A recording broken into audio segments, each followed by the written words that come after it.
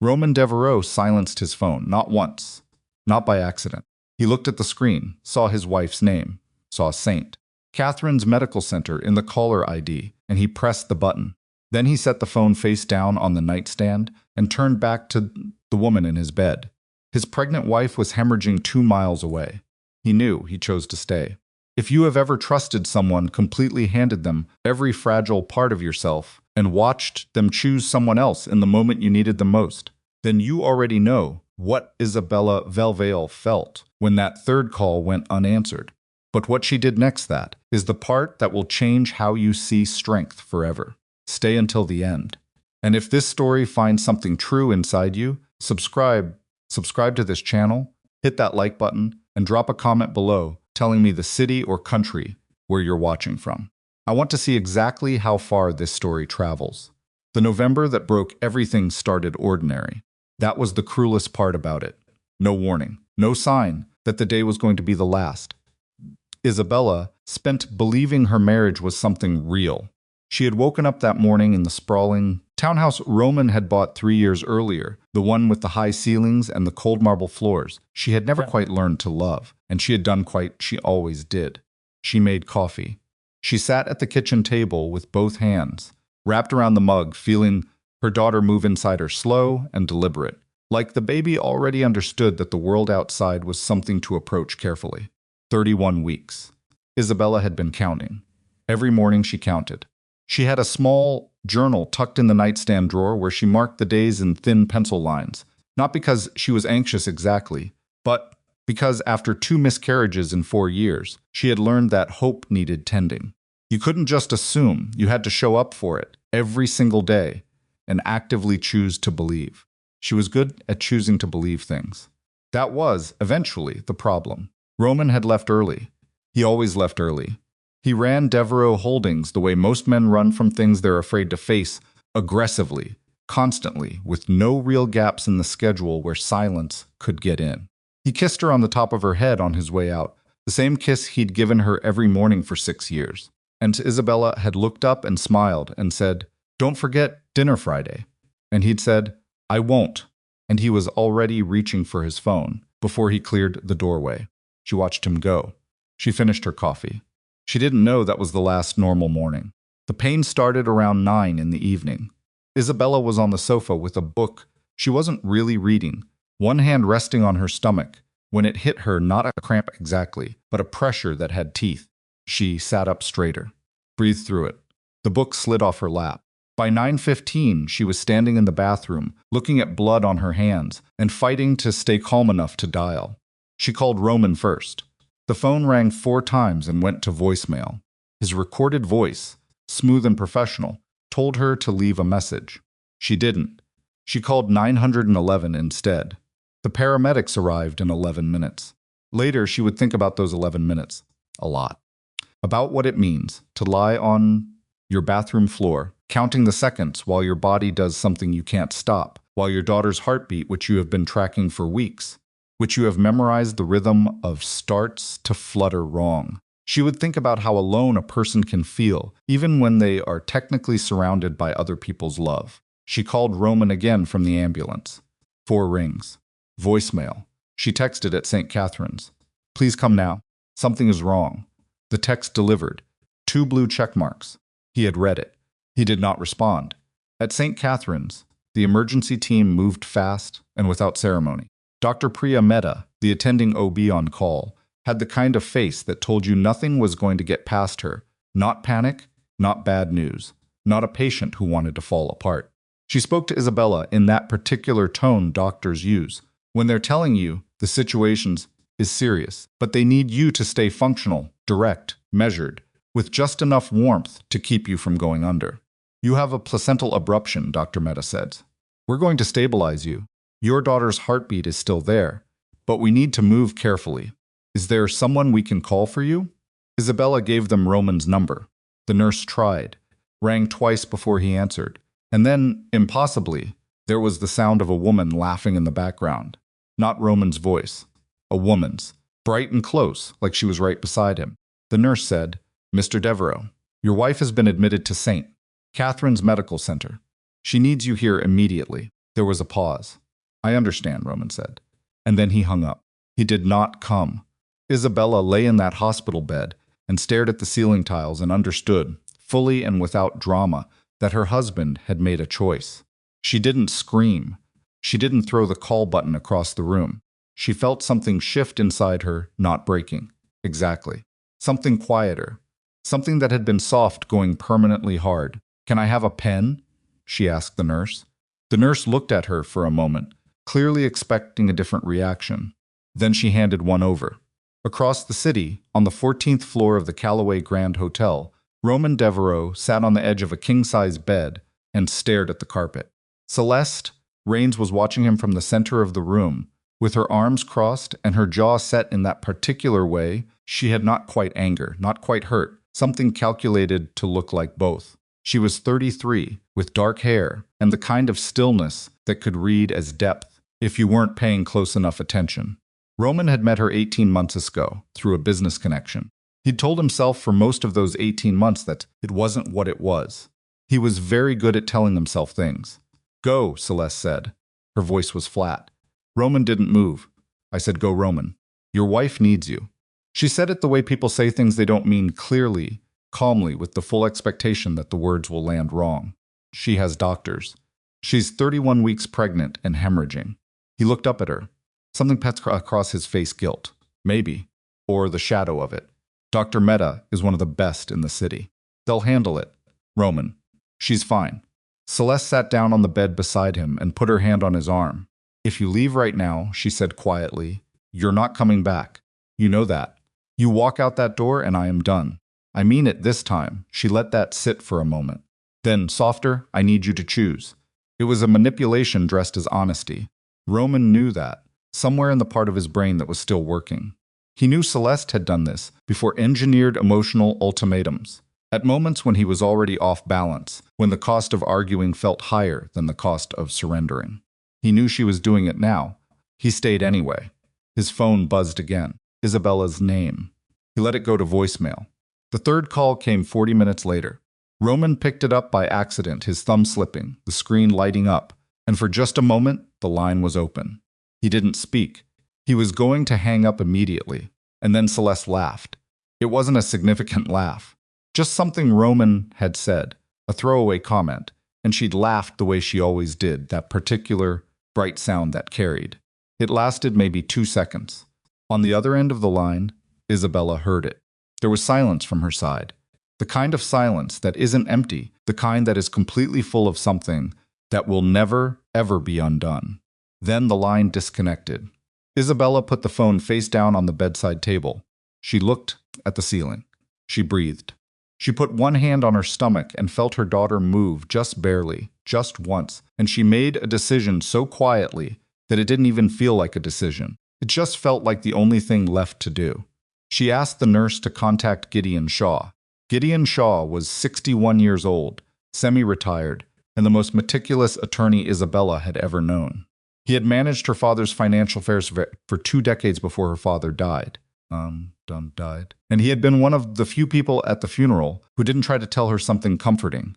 He just stood beside her and handed her a handkerchief and said, whenever you're ready to talk about the estate, I'm here. She'd always respected him for that, for knowing when words were the wrong tool. His phone rang at 12:47 a.m. He answered on the second ring. Isabella told him where she was. She told him what had happened. She kept her voice level the entire time. When she finished, there was a brief pause on his end, and she could hear the quiet of his study, the particular silence of a man who was already thinking. What do you need? He asked. I need you to protect me, she said, and my daughter. And I need to make sure Roman cannot control either of us from this point forward. Another pause. Shorter. I'll be there in 40 minutes, Gideon said. He was there in 35. By the time he arrived, Doctor. Mehta had managed to stabilize Isabella's condition enough to avoid an emergency procedure for now. The bleeding had slowed. Elena's heartbeat had steadied. Isabella was propped up against pillows with monitors attached to her chest and wrists, and she looked exhausted in a way that went deeper than sleep deprivation. She looked like someone who had been carrying something heavy for a very long time and had just put it down. Gideon sat in the chair beside the bed and opened his leather portfolio and did not say a single unnecessary word. He wrote while she talked.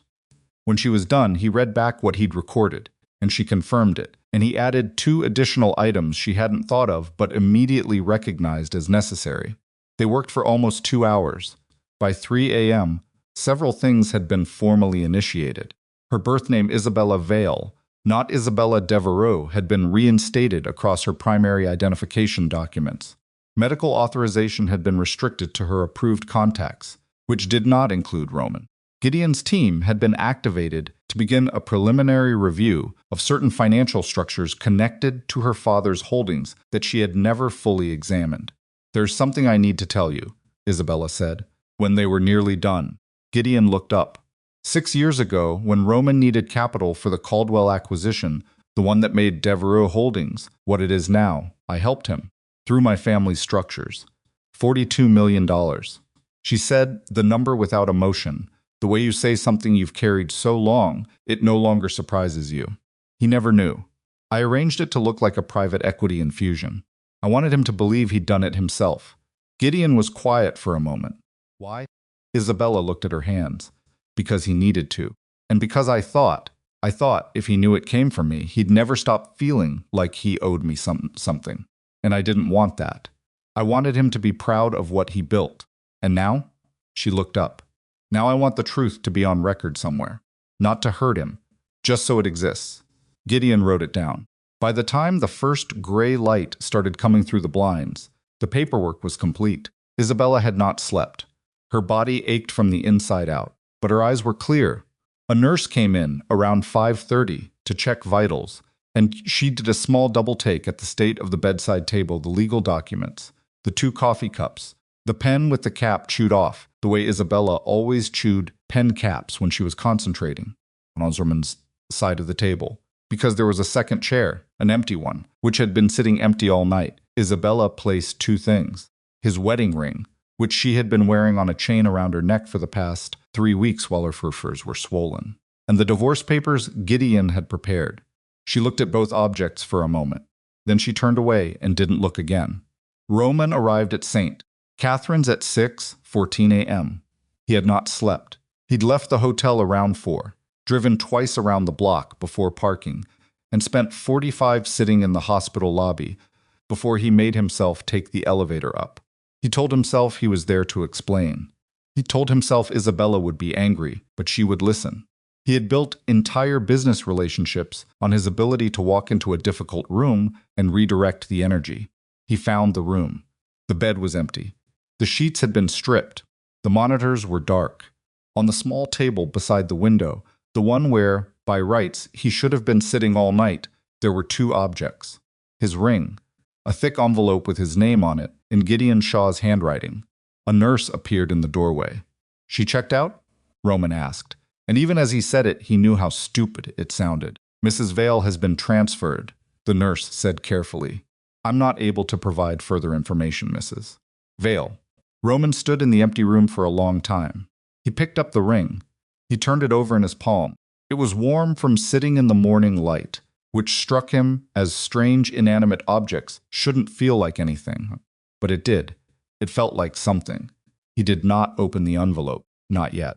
He sat down in the chair where he should have been sitting 12 hours ago, and he held the ring in both hands, and he tried to remember the last time he had done something genuinely difficult that did not benefit him in any way.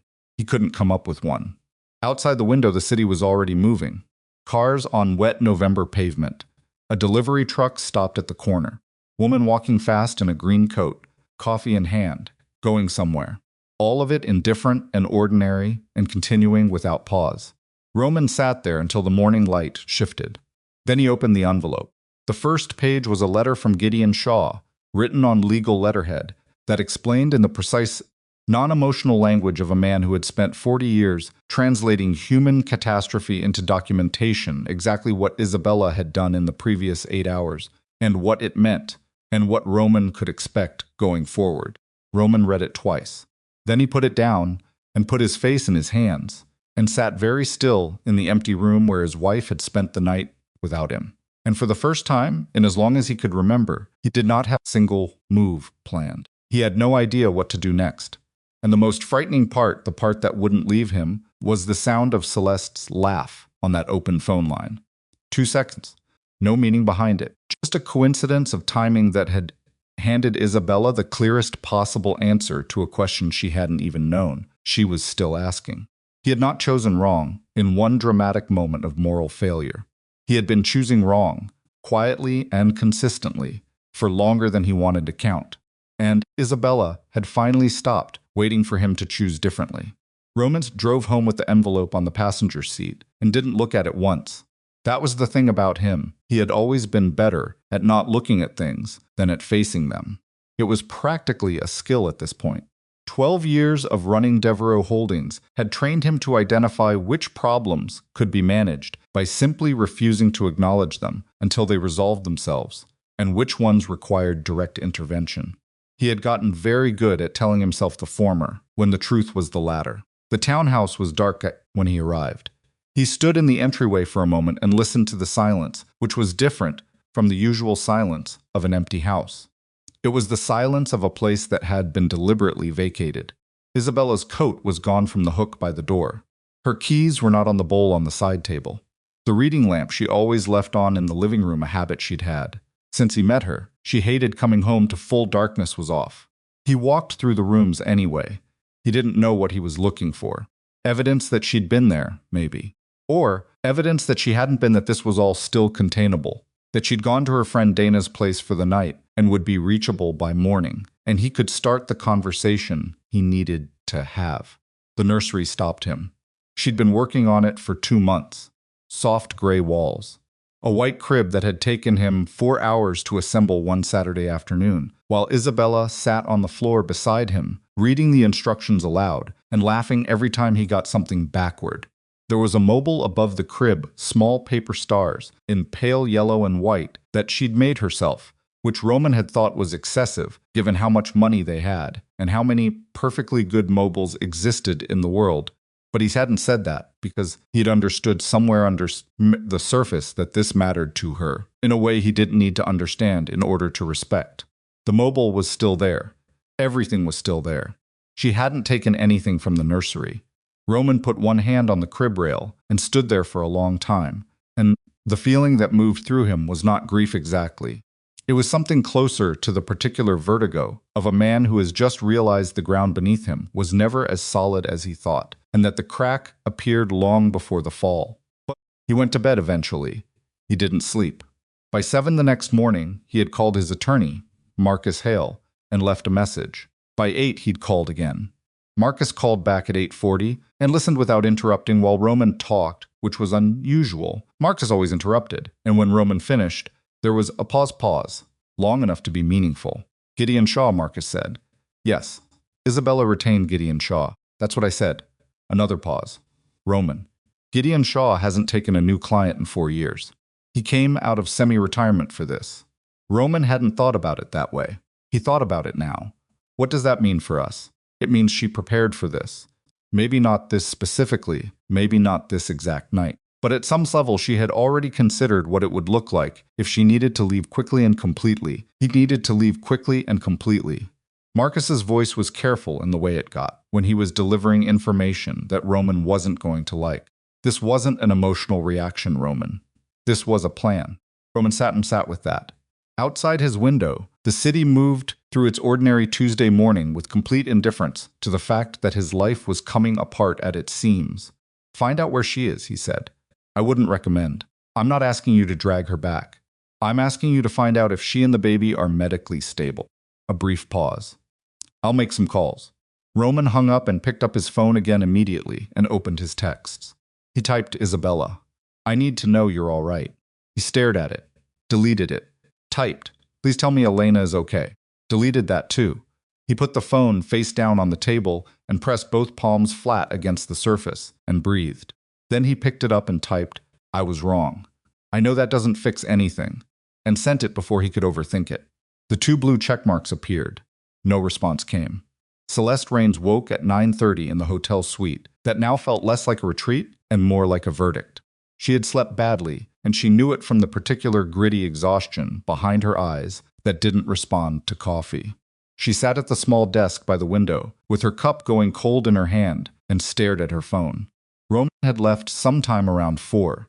She'd felt him get up, heard him moving around in the dark, heard the door close. She hadn't tried to stop him that time. She'd said what she needed to say, and she understood enough about Roman Devereaux to know that once a decision was already made inside him, external pressure only reinforced it. She had planted what she needed to plant. She was reasonably confident he would handle the Isabella situation and return. She was less confident than she'd been an hour ago. He had not texted.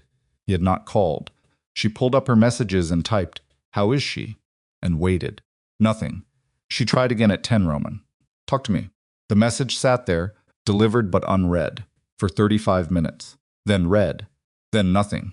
Celeste set the phone down and pressed her thumbnail against her bottom lip, a habit she had when she was thinking through something she didn't want to think through. She was not a stupid woman. She had never been a stupid woman, and she had built a significant part of her adult life on the specific skill of reading rooms and people and situations accurately and quickly, because that was what you did when you grew up, without money and without connections and without anyone who was going to hand you anything. She had read Roman correctly from the beginning. She knew what he needed, not love, exactly, but the particular experience of being understood without being required to explain himself. His marriage to Isabella had given him financial security and social legitimacy, and a kind of warmth he didn't entirely know how to receive. But it had not given him that. Isabella was too direct, too clear-eyed. She saw him too accurately, and Roman, whatever his other qualities, did not enjoy being seen accurately. Celeste had made herself into the alternative, the place where Roman could be messy and complicated and not have to account for it. It had worked.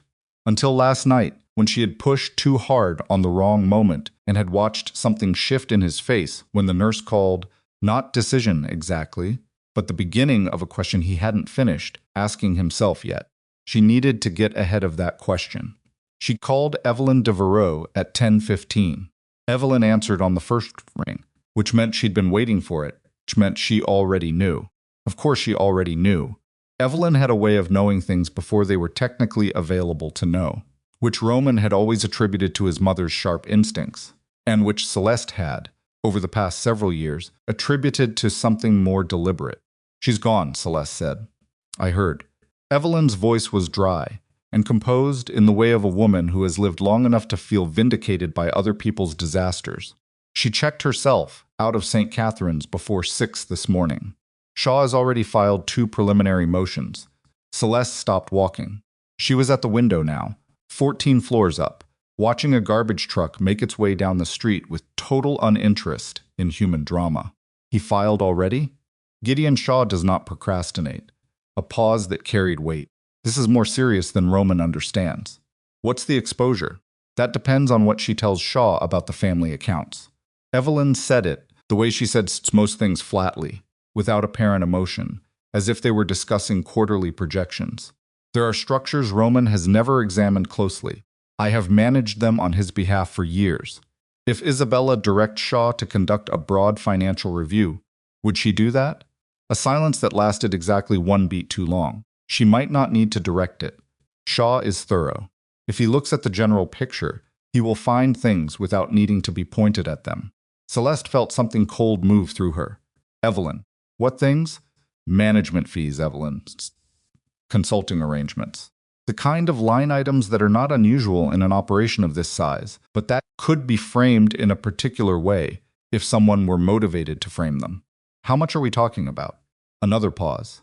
Approximately 9 million. Over 6 years. The number sat between them on the phone line, like something dropped from a significant height. Celeste turned from the window and sat down on the edge of the bed. Does Roman know? She asked. Roman trusts me to manage the operational details. He has always trusted me to manage the operational details. That's not an answer. No, Evelyn said. He doesn't know. Celeste pressed her thumb against her lip again. Hard. Evelyn, if Shaw finds that, Shaw will not find it immediately. The structures are layered. It would take a sophisticated team, several weeks at minimum, to trace it clearly. A slight pause. I need Roman focused on managing Isabella's legal actions, not on internal accounting. You understand? I understand what you want. I'm not sure I understand why this is my problem. Because if Roman loses control of the company, your access disappears. Evelyn's voice didn't change temperature at all, which somehow made it worse. You have been very comfortable, Celeste. Comfortable requires cash flow. Cash flow requires the company to remain intact. So yes, this is your problem. Celeste sat on the edge of the hotel bed after the call ended and stared at the floor for a long time.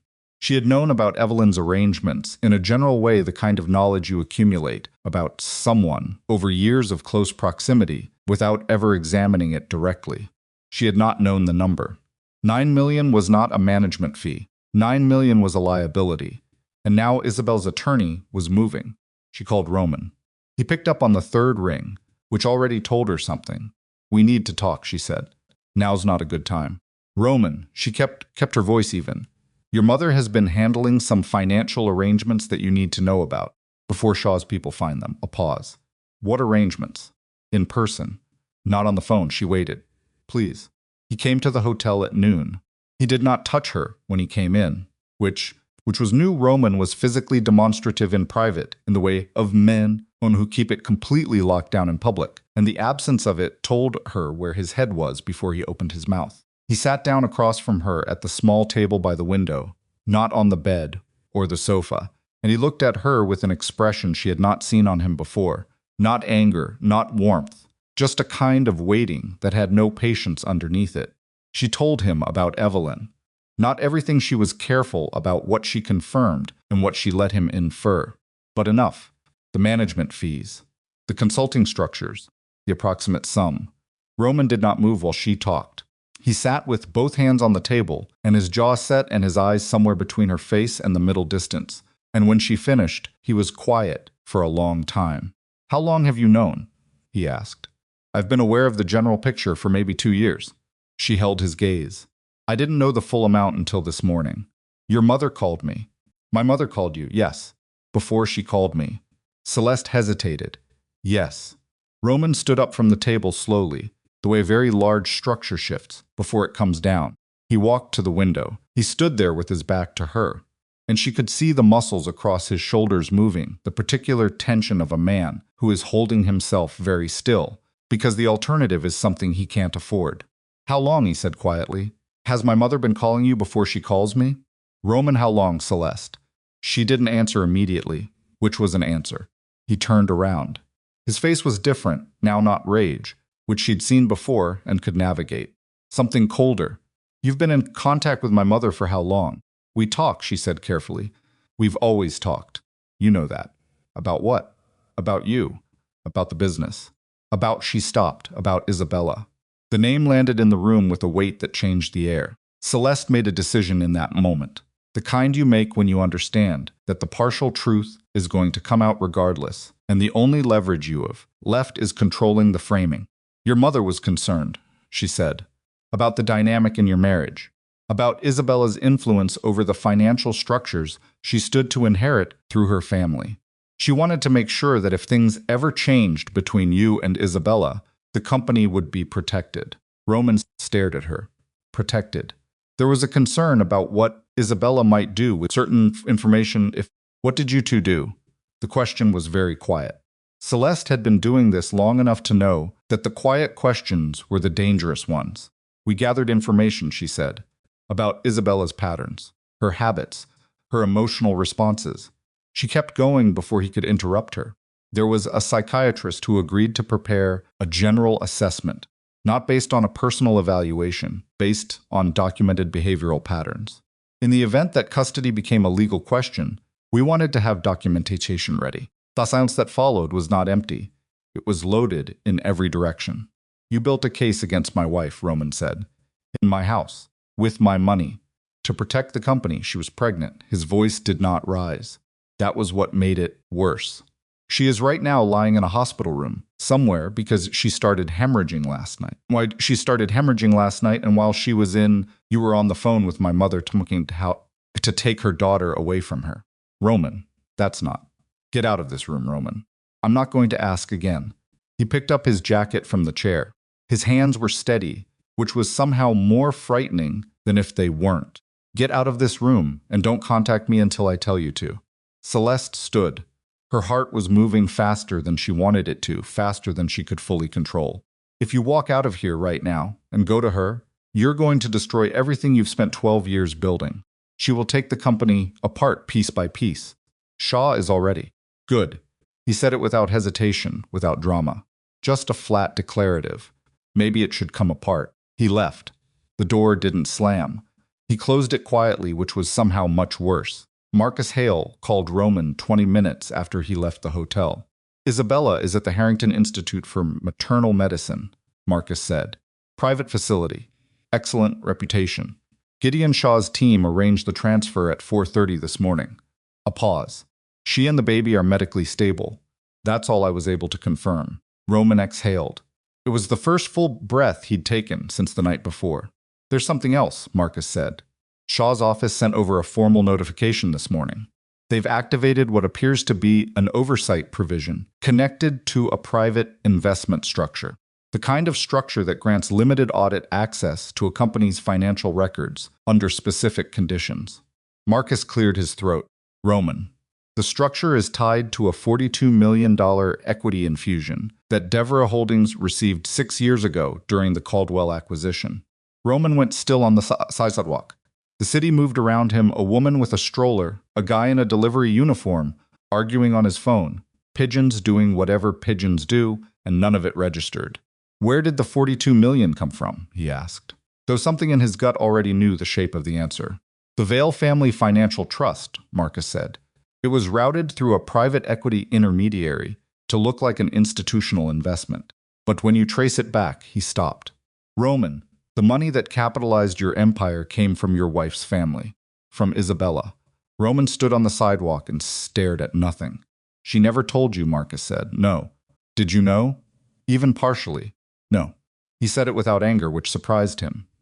He should have been furious. He turned it over, and what he found underneath the shock was something that felt uncomfortably like grief, not for the money, not for the revelation that his company had been built on capital he didn't know the origin of, but for the specific image of Isabella 6 years ago, quietly and deliberately arranging everything so he would never feel like he owed her anything, so he could be proud of himself. She had given him everything and made sure he never knew, and he had left her bleeding. Marcus. His voice was strange even to himself. Get me a meeting with the board. Today if possible. Tomorrow at the absolute latest. Roman, I don't think that's... And find out who the psychiatrist is. The one who prepared an assessment of Isabella without evaluating her. He started walking. Somewhere. Anywhere. I want his name by tonight. Roman, what are you? Just get me the name. He hung up and kept walking and did not stop until he had covered 6 city blocks and found himself standing outside a pharmacy where the window display was advertising baby formula and infant thermometers. And he stood there looking at it with his hands in his pockets, and his heart doing something it hadn't done in years, just moving, raw and unpredictable, and completely outside his control. Evelyn Devereaux was watering the orchids in her study when Roman arrived at her house at 3 in the afternoon. She turned when he came in, and her face did the thing it always did, arranged itself into something composed and faintly pleased, the expression of a woman who had spent 70 years being the most capable person in every room and had long since stopped finding it tiring. She was tall, thin, dressed in the particular way of women who consider presentation a form of discipline. She set down the watering can with a small click. Roman, she said, you look terrible. I know what you did, he said. She tilted her head exactly a fraction of an inch. She did not go pale. She did not flinch. She simply waited, the way you wait when you've been ready for a conversation for a long time, and you're simply letting the other person catch up. Sit down, she said. I'll stand. All right.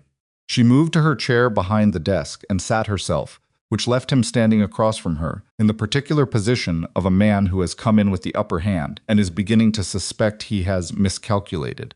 What is it you think you know? The 9 million. Celeste's access to the accounts. The psychiatrist. He put his hands flat on her desk and leaned forward. The plan to have my wife declared psychologically unfit to raise her own child. Evelyn looked at him steadily. I was protecting the family. You were protecting yourself. I was protecting the company. She kept her voice even. Do you have any idea what Isabella's family resources could do to this operation if she decided to use them against you? She has access to structures you have never examined, Roman. Her father's estate was not fully transparent. Shaw is not merely her attorney. He was her father's attorney, and her father spent 30 years building structures specifically designed to resist external scrutiny. She folded her hands on the desk. I was being cautious. You paid a psychiatrist to prepare fraudulent documentation. I commissioned a preparatory assessment. He never met her, Mother. For the first time, something shifted in Evelyn's composure. Not guilt. It wasn't guilt. It was something closer to a person recalculating in real time. The documentation was precautionary. It was never intended to be used unless what? Unless she tried to leave? Unless she stopped doing exactly what you wanted her to do? Roman straightened up. Elena is fighting to survive right now. Your granddaughter. And while Isabella was in that hospital bed, you were building a case to take the baby away from her. Evelyn was quiet for a moment. I won't apologize for protecting this family's future. That's not your family's future. His voice broke on the edge of the word, and he didn't try to smooth it over. That's my daughter. And I left her mother alone in a hospital because Celeste threatened to walk out if I left. Do you understand what I'm saying? Your son and you've 30 years telling yourself you were protecting sat in a hotel room while his wife almost died because the woman you gave access to our accounts had spent 2 years learning exactly which words to use to make me stay. Evelyn looked at him. Her composure was intact, but something beneath it had gone quiet.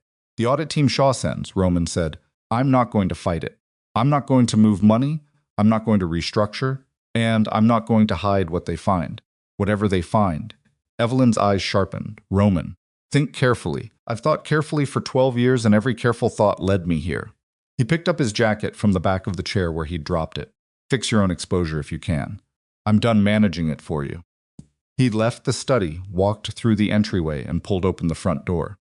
Outside, the late afternoon light was already going thin, and gold the way it did in November, everything getting dark earlier than you were ready for. Roman stood on the front step for a moment and breathed the cold air and felt the full weight of the day settle onto him, not dramatically, not in a way that asked for anything, just the simple, total, exhausting mass of what he had done and what had been done in his name and what none of it could now be undone. His phone vibrated. Mark's board has agreed to an emergency meeting. Tomorrow morning, 8 a.m. Also psychiatrist's name is Dr. Arthur Vane, licensed in New York. His last 3 published assessments show a pattern of third-party preparation. Federal fraud investigators would find him very interesting. Roman read it twice. Then he typed back, send everything you have on Vane to Shaw's office tonight. Marcus's response came in 30 seconds, Roman. Are you sure? Roman looked at the message for a moment. Then he typed yes. He put the phone in his pocket and walked to his car and got in and sat there with his hands on the wheel, not yet driving. Just sitting in the dark of the early evening with the heater running and the city lights beginning to come on around him, one by one. And he understood not with relief, not with anything that felt like resolution, that he had just started something he could not stop. The audit team would come. They would find the 9 million. They would find Celeste's access. They would find Dr. Vane. And they would find the 42 million that Isabella had given him without a word, because she had loved him in the particular quiet way of a person who does not need credit for the things they do, and because that love had not been enough to make him worthy of it. He started the car. He drove toward Harrington. He did not know if they would let him in. He drove anyway, because it was the only direction that felt like it was pointed at something true, and he was done finally, completely, and with no available retreat with pointing himself anywhere else. The Harrington Institute for Maternal Medicine did not look like a place where people came to hide. It looked like exactly what it was, a private facility for high-risk pregnancies with enough money behind it to make the clinical parts feel almost human. Warm lighting in the corridors. Artwork on the walls that someone had actually chosen rather than ordered in bulk. A front desk staffed by people who understood that the families walking through their doors were usually arriving in some version of crisis and didn't need to be handled like administrative problems. Roman arrived at 7:40 in the evening and stood at the front desk and gave his name and asked to see Isabella Devereaux. The woman at the desk, mid-40s, glasses, the particular professional calm of someone who had delivered difficult news many times, looked at her screen for a moment. "I'm sorry, Mr. Devereaux. Mrs. Vale has restricted visitor access to her approved contact list. I'm not able to permit entry without her authorization." Roman had expected this. He had told himself on the drive over that he expected it, that he was prepared for it, that he was not going to push or argue or use the particular low-register voice he used when he needed a room to understand that he was not asking. "Can you let her know I'm here?" he said. "Just that. I'm not asking to go up. I just want her to know." The woman looked at him for a moment. She picked up the phone. Roman stepped back from the desk and put his hands in his pockets and stood in the lobby of the Harrington Institute and felt, with complete clarity, how small the space was between who he had been 48 hours ago and who he was standing here now. The distance was enormous. The time was nothing. He waited 11 minutes. The woman came back to the desk and said, "Mrs. Vale is aware you're here." That was all. No invitation, no message. Roman nodded. "Thank you." He left. He sat in his car in the parking structure for 20 minutes before he drove home, and he did not try to interpret what her silence meant or build a strategy around it. He just sat there in the particular helplessness of a man who understood, maybe for the first time in his adult life, that there was a situation he could not navigate his way out of. That the tools he had spent 12 years sharpening were exactly the wrong tools for this particular work. He drove home. He did not sleep again. The board meeting started at 8 sharp. Roman arrived 5 minutes early, which was unusual. He was typically the last person to enter a room, because he had learned early that walking into a room after everyone else was already seated gave you a specific kind of authority. Today he sat down first and poured himself water and waited while the other 11 members filed in around him, and he watched their faces and understood immediately that Marcus had not been exaggerating about the tone. These men had known Roman for years. Several of them had been with him since before Devereaux's Holdings was anything more than a regional operation with ambitions. They were not his friends. Roman did not particularly believe in keeping friends on his board because friendship complicated the math, but they were men he had worked beside, and he knew their tells. The way Gerald Fitch drummed 2 fingers on the table when he was preparing to be difficult. The way Howard Crane straightened his tie when he'd already made up his mind and was waiting for the meeting to catch up to his decision. Crane was straightening his tie when he sat down. Not a good sign. Marcus had distributed a preliminary summary of the audit findings overnight, not the full report, which wasn't complete yet, but enough. The $42 million and its origin. The $9 million in Evelyn's management fees. Celeste's administrative access. Dr. Vane and the fraudulent assessment. The private investigator's dossier. Gerald Fitch opened. He was 63 and had the face of a man who had spent a career delivering bad news with good manners. Roman. "I think we all understand this is an extraordinary situation." "It is," Roman said. "The audit findings, as preliminary as they are." Fitch glanced around the table, a quick scan. "They've raised serious questions about the integrity of certain financial structures that bear your oversight's signature. The board's exposure." "I understand the exposure," Roman said. "I'm not here to debate it." That surprised Fitch enough to make him pause. He glanced at Crane, who had stopped touching his tie and was now simply watching Roman. "I'm here to tell you that I will cooperate fully with whatever review process the board determines is necessary, internal and external. I will not obstruct. I will not move assets. And I will not leverage my operational position to limit the scope of the investigation." Roman looked around the table. At each face, whatever the audit finds, you will find it. The room was quiet for a moment. Crane leaned forward. He was 67 and had made his money in logistics before pivoting to investment, and he had the specific directness of a man who had spent decades moving things from one place to another and had no patience for anything that stopped moving. "The board will need to temporarily suspend your operational authority while the review is conducted." Roman had known this was coming. He had known it since Marcus's call yesterday. He had sat with it overnight, and he had worked through every version of resistance available to him. And he had found, at the end of that process, that resistance felt wrong in a way he couldn't fully articulate, but could not ignore. "I won't contest it," he said. Cranes studied him. You understand that temporary suspension may become permanent depending on... I understand. Another silence. Fitch and Crane exchanged a look that carried the weight of a longer conversation they'd clearly had before this meeting. There's a federal matter, Fitch said carefully. We've been advised that investigators from the Financial Crimes Unit have been examining documents connected to the Caldwell acquisition and the subsequent account structures. Given the fraudulent psychological assessment and its potential intersection with custody and legal proceedings, he paused. Roman, the federal exposure here is not insignificant. I know. Roman picked up his water glass and put it down without drinking. I intend to request a meeting with the investigators today and offer full cooperation. The room went very still, Crane said. That is not something I would recommend without. I'm not asking for a recommendation. Roman kept his voice level, not aggressive, just clear. I'm telling you what I'm going to do, because it's the right thing, and because the alternative, spending the next 2 years watching investigators work backward through everything, while lawyers run interference, is going to cost this company more than cooperation costs. He looked at Crane directly, and because some of what was done using my name and my company to try to harm a woman who did not deserve it. That matters to me now. I can't go back and make it matter when it should have, but I can make it matter now. Crane held his gaze for a long moment. Then he sat back. The board voted to suspend Roman's operational authority 40 minutes later. 12-0. Roman abstained from the vote, which he was not technically required to do, but which he did anyway, because it felt like the only honest position available to him. He shook hands with each of them as they left. Some of them couldn't quite meet his eyes. A few gripped his hand harder than necessary, which he understood as a kind of acknowledgement that they could not say out loud.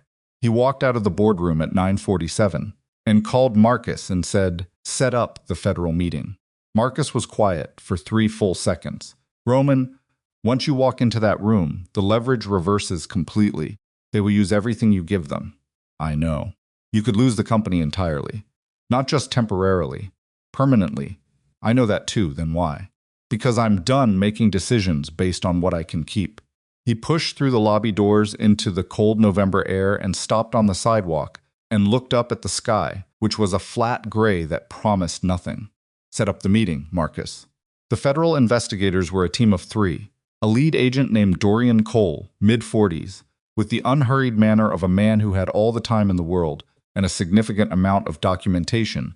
A financial analyst named Sayers, who did not speak during the meeting, but whose note-taking was so precise and continuous that it had a rhythm like a second conversation happening in parallel, and a third agent who sat near the door and watched Roman, the way you watch something you're not entirely sure is contained. They met in a conference room at the federal building. On the following morning, Marcus was present. Roman had instructed him not to interrupt unless something was legally catastrophic, and Marcus had agreed to this with the expression of a man agreeing to hold a live wire. Cole opened a file and did not look up from it when he started talking. "Mr. Devereux, let's start with the Caldwell acquisition, specifically the equity infusion that closed the deal. $42 million, routed through a private intermediary called Meridian Capital Partners." He turned a page. Meridian Capital Partners was, at the time of the transaction, a dormant shell entity connected to the Vale family estate, currently under the management of attorney Gideon Shaw. He looked up. "Were you aware of the connection between Meridian Capital and the Vale Family Trust at the time of the acquisition?" "No," Roman said. "When did you become aware?" 48 hours ago, when my personal attorney informed me." Cole made a small note. "And the origin of the funds you had no prior knowledge?" "None. Your wife arranged the infusion without your knowledge." "That's correct." Cole looked at him for a moment with the particular steadiness of a man who has spent 20 years deciding whether people are telling the truth and has gotten reasonably good at it. "That's an unusual arrangement." "My wife was an unusual person." Roman paused. She is an unusual person. Something about the correction registered. Cole moved on. They spent the next 40 minutes on the management fee structures. Roman answered everything. There were several moments when Marcus put a hand on his arm, the agreed signal that a question had crossed into territory requiring caution. And each time, Roman looked at Marcus and said, quietly, "It's fine," and answered anyway. The fraudulent psychological assessment took another 30 minutes.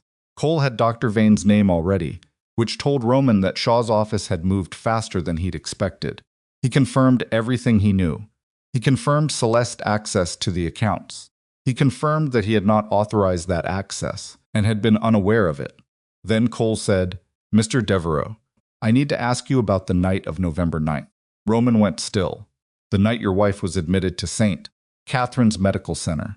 Cole did not look away. You received calls from the hospital. I received calls from my wife, Roman said. 3 of them. And a call from the hospital's nursing staff. You did not go to the hospital. No, why not? The room was very quiet. Sayers's pen had stopped moving. Roman looked at Cole. Because I made a choice, he said. A wrong one. I was with someone and I was told I allowed myself to be persuaded that leaving would end that relationship. And I valued that relationship enough in that moment to stay. He stopped. Started again. It's not a justification. It's what happened. Cole looked at him for a long moment. Then he wrote something down. We appreciate your candor, Mr. Devereaux. The meeting ended at 12:30. Marcus did not speak until they were in the elevator. And he said, You know they're going to use the night of the 9th in whatever narrative they build about your judgment and your susceptibility to Celeste Rain's influence over company decisions. I know. It's going to look bad. It was bad. The elevator doors opened. They walked through the lobby. Roman. Marcus stopped at the revolving door. What is happening to you? Roman pushed through the door into the cold.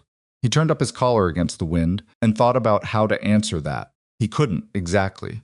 There wasn't a clean way to say, I have been managing everything for so long that I forgot what it felt like to simply tell the truth about something, and now that I have started, I cannot seem to stop, and I do not know yet whether this is going to cost me everything, but I know I cannot go back to the other way. He said, I'm figuring something out slowly. He looked at Marcus. Go home. I'll call you tonight. He went to Harrington again that afternoon. The same woman at the front desk. The same careful expression. He gave his name. She made the call. This time the wait was only 4 minutes. Mrs. Vale will see you, the woman said. Room 412. She asked me to tell you 15 minutes. Roman nodded. He took the elevator. He walked the corridor and found 412 and stood outside the door for a moment, with his hand not quite touching the handle, just hovering there, because what was on the other side of this door was something he did not know how to prepare for and had never had to prepare for before a person who knew him completely and had chosen to leave anyway.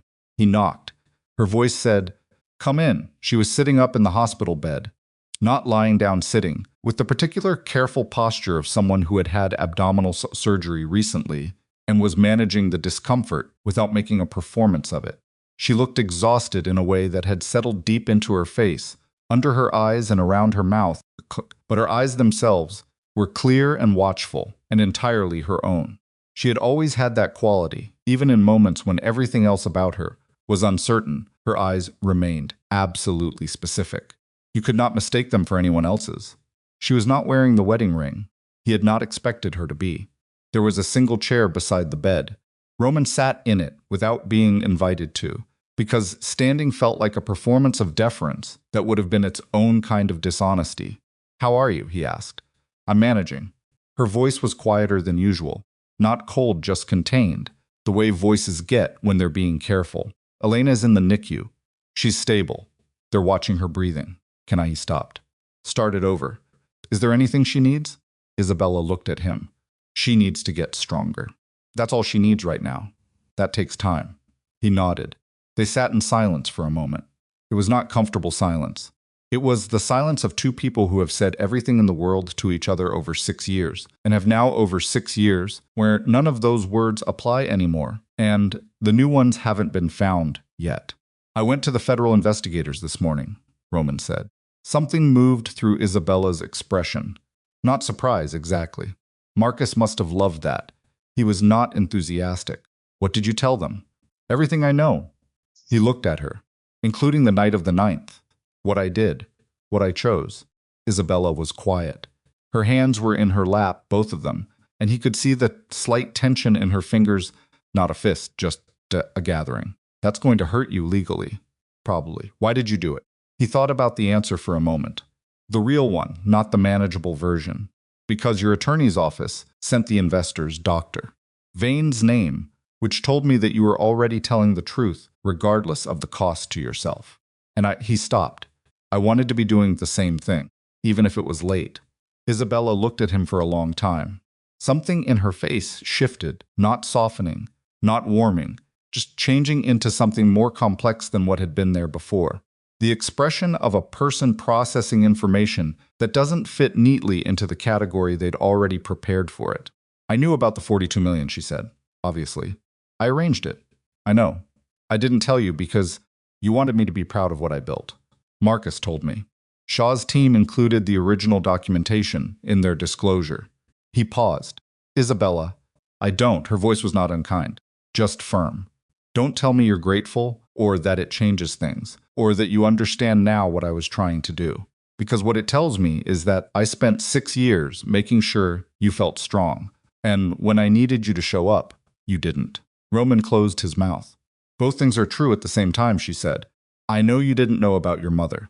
I know you didn't authorize what Celeste did. I believe that. She met his eyes. And you still left me in that hospital bed. Those two things exist together, and they don't cancel each other out. No, Roman said, they don't. Isabella looked toward the window. The afternoon light was going pale and thin. The audit team is coming into the company next week. Shaw has a federal contact he's been working with. They're going to find the 9 million. I told my board I wouldn't obstruct. I know, Shaw told me. A pause. The board is going to find the full picture of what your mother built inside your company, and they're going to ask how a man who ran that operation for 12 years didn't know. Roman felt the weight of that land exactly where it was aimed. I didn't know because I didn't look. I trusted her to manage the details because looking at the details myself would have meant seeing things I didn't want to see. Isabella turned back from the window. That's honest. It's what happened. She studied him for a long moment. What do you want, Roman? From coming here, from this conversation, what are you actually asking for? He thought about lying, or about giving her something comfortable and partial and diplomatic.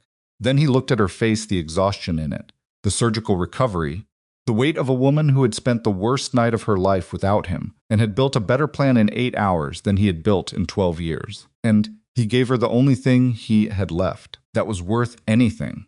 I want to know my daughter, he said. That's all. I'm not here to ask you to reconsider anything. I'm not going to tell you what I'm going to change or promise you things. I just want when Elena is strong enough. When you're ready, I want the chance to be her father. Isabella didn't answer immediately.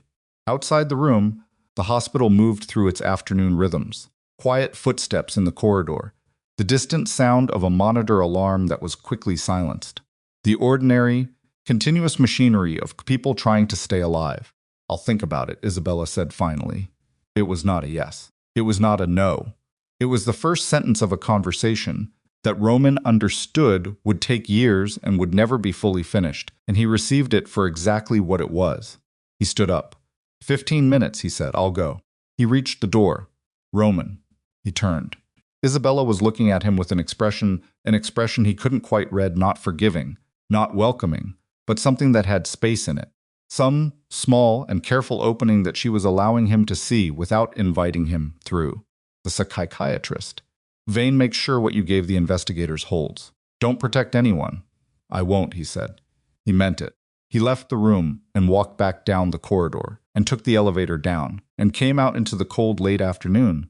And he stood on the sidewalk outside the Harrington Institute and understood with the particular clarity that comes only when all the familiar tools are gone and all the strategies have been abandoned and there is nothing left between you and the simple facts of what you have done, that his plan had not collapsed. He had not had a plan. He had spent 12 years managing outcomes and calling it living, and what Isabella had done was not merely leave him.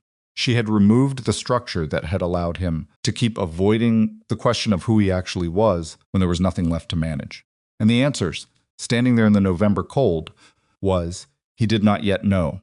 But his daughter was 2 floors up fighting to breathe. And the woman who had given him $1,006,000 careful dollars and 6 years of careful love was sitting in a hospital bed she should not have been in alone. And the company he had built on that foundation was about to be taken apart by investigators who would find everything. He had nothing left to protect, And for the first time since he was 29 years old, and hungry and certain that power was the only reliable currency in a world that respected nothing else, Roman Devereaux understood that the thing coming next was not going to be survived by the person he had been. Something had to change at the root, not the behavior, not the strategy, not the approach to a given situation or the management of a particular relationship. The root, the part that had looked at a phone screen, showing his bleeding wife's name, and had put it face down on a nightstand because the cost of leaving felt higher than the cost of staying. That part. That was the part that needed to go. He did not know yet how to remove it. He did not know if it was even possible for a man of 41, who had built himself entirely around its logic, to find a different foundation. He did not know if Isabella would ever allow him close enough to matter to his daughter, or if the board would eventually vote to remove him permanently, or if the federal investigators would find something in the account structures that bore his signature and made the question moot. He did not know any of it. He started walking toward the parking structure, hands in his pockets, shoulders set against the wind, and for the first time in 12 years he was walking towards something he couldn't see the end of, with no plan and no leverage and no exit route mapped. The city moved around him, without ceremony, as it always did. He kept walking. The audit team arrived at Devereaux Holdings on a Monday morning with 4 rolling carts of equipment, 12 people, and a federal court authorization that superseded every internal security protocol Roman had spent years building. Roman was not there to watch them come in. He had removed himself from the building the previous Friday, as agreed, transferred his access credentials to the Interim Operational Committee, and handed over his physical keys in the lobby with the particular stillness of a man who has decided to stop fighting gravity. The building manager had looked at him, like he expected Roman to say something historic. Roman had said, "Make sure the coffee machine on the 4th floor gets serviced. It's been making a grinding sound for 3 weeks." Then he left. He spent that Monday in his apartment. The townhouse had been transferred to Isabella's primary residence documentation as part of the preliminary legal arrangements, which Roman had not contested watching the city from a window that was about a third the size of the one he was used to. The apartment was on the 9th floor of a building in Midtown that was perfectly adequate and completely anonymous. He had rented it furnished. He had not yet bought a single thing to put in it that was his own. His phone stayed mostly quiet. Marcus called at 10 with a brief update. The audit team had secured the server room and begun document extraction. At 11, a federal contact Marcus had been cultivating sent a terse message. Vane's office served this morning. He is cooperating. Roman read that twice.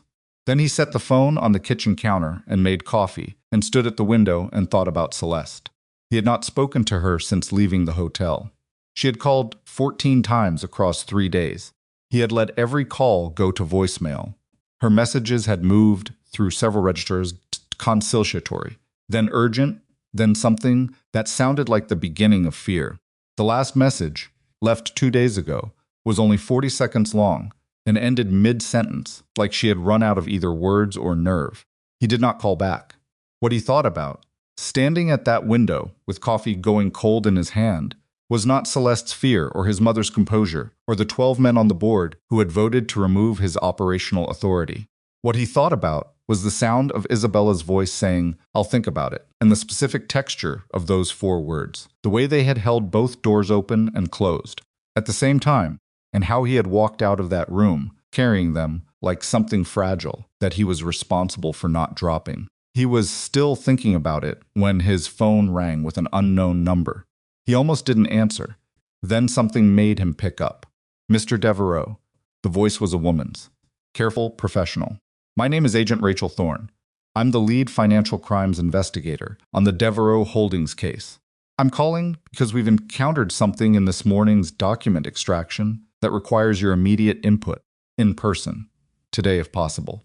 Roman set down the coffee cup. "What kind of something?" "The kind I can't describe over the phone." A brief pause. "Sir, I want to be direct with you. You cooperated voluntarily and in good faith last week. What we found this morning complicates that picture significantly, but not in the direction you might be expecting.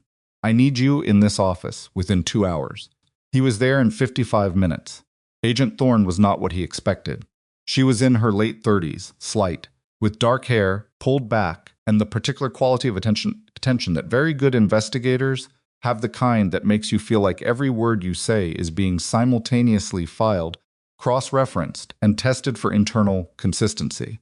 She met him in the lobby and walked him past the main bullpen and into a conference room that had been converted into something closer to a war room, with printed documents spread across 2 tables and 3 monitors running side-by-side financial data. Agent Cole was there, standing against the wall with his arms crossed. He nodded when Roman came in. He did not speak. Thorne closed the door. "Sit down, please," she said. Roman sat. She put a single printed document on the table in front of him. It was a bank transfer record, the format he recognized.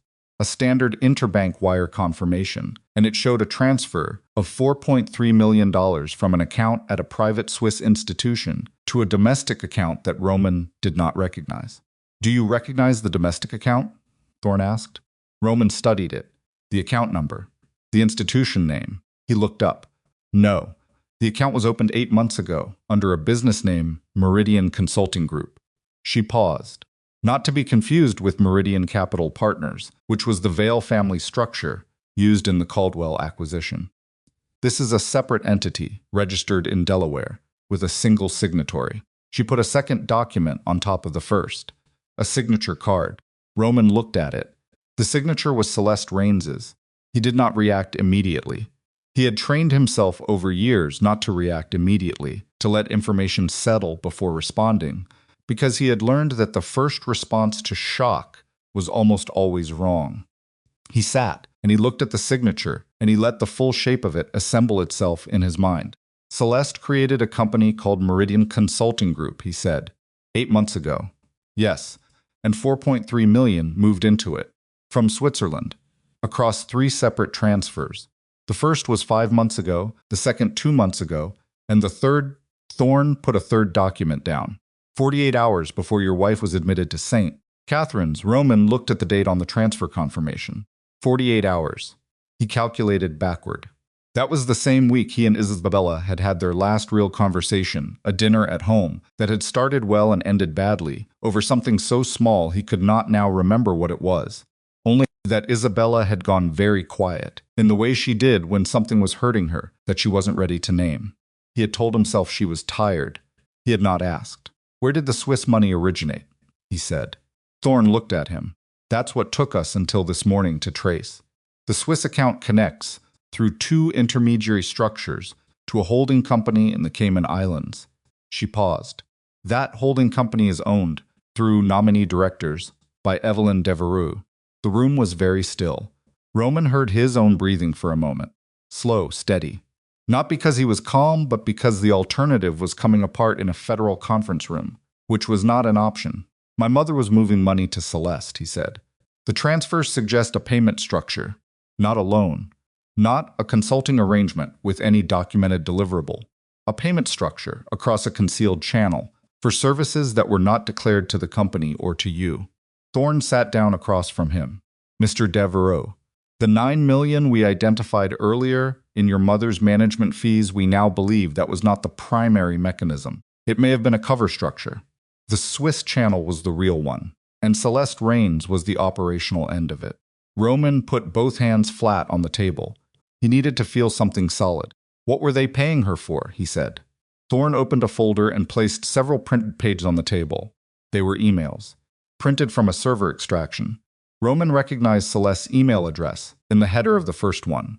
The recipient address he did not recognize, a Proton Mail account, which Thorne had annotated in pen as confirmed Evelyn Devereux burner, traced via device metadata. "Read the third paragraph," Thorne said, pointing to a highlighted section. Roman read it. His jaw tightened. He read it again. The third paragraph of the email, sent 11 months ago, before Elena existed as anything other than a possibility, Isabella had been quietly hoping for, laid out, in Celeste's direct and unsentimental language, a specific timetable. A plan for when Roman and Isabella's marriage would break, when Celeste would position herself as the stable alternative, when Evelyn would introduce the psychological documentation, And what would happen to the Vale family financial holdings once Isabella was legally designated as an unfit parent and her connection to the trust structures was severed through guardianship proceedings that placed Elena under Roman's and by extension Evelyn's control. They had not merely been building a case against Isabella. They had been building a pipeline to Elena's inheritance. The $42 million in the Vale Trust was not the target. The full estate, which Gideon Shaw had been managing for years, and which Roman had never examined because he had always believed Isabella's family resources were her private domain, was significantly larger. Thorne's team had a preliminary estimate from Shaw's office, who had been cooperative. The Vale family estate, including investment structures, real property, and accumulated holdings, was valued at approximately $230 million. Elena, as Isabella's sole heir, stood to inherit it, and whoever controlled Elena controlled the access. Roman sat back in his chair slowly. He felt physically cold in a way that had nothing to do with the room temperature. He felt it in his hands first, and then in his chest, a cold that came from understanding, fully and without any remaining ambiguity, that the woman he had stayed with, while his wife hemorrhaged, had been paid to be in his life, had been executing a plan that predated their affair by at least 18 months. Had been managed, rewarded, and directed by his mother with the specific purpose of positioning Celeste as Roman's future, Isabella's undoing, and Elena's captor. Celeste had never chosen him. She had been deployed. She knew about the pregnancy, Roman said. His voice came out flat and strange. She knew Isabella was pregnant when the timeline of the emails confirms, she knew within days of Isabella's first prenatal appointment, Thorne said. The private investigator's dossier included medical appointment tracking. Celeste was updated regularly. Roman pressed the heel of his hand against his sternum. Something was happening in there that he needed a moment to manage. Not grief, not rage. Something older and uglier and more difficult to name the feeling of a man who has just understood that he was not merely careless or weak or distracted, but that he was used. That his worst impulses had been studied, calibrated, and activated on schedule by someone who had been hired to do exactly that, and that his daughter's inheritance was the prize. Someone.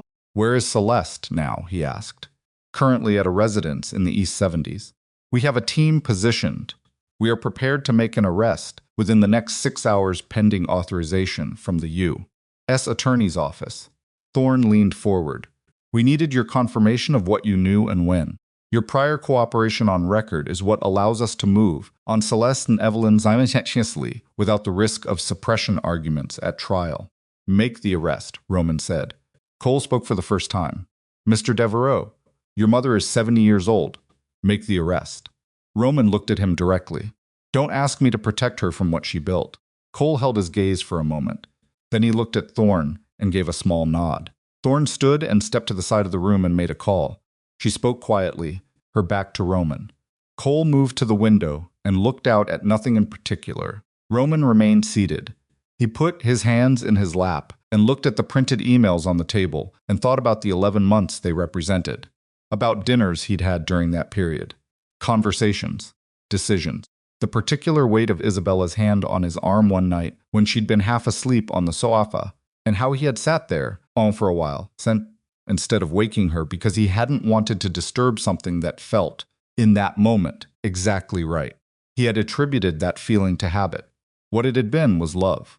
The ordinary, non-dramatic, unremarkable kind that doesn't announce itself, but is simply there, continuously, holding things together. And he had sat in a hotel room, 2 miles away from it, and let someone he was being paid to stay with tell him to choose. The rage, when it finally arrived, was not loud. It came up through him, quietly, like something rising from a long depth, and it settled in his chest and stayed there controlled, dense, and absolutely clear in its direction. He picked up his phone. He called Marcus.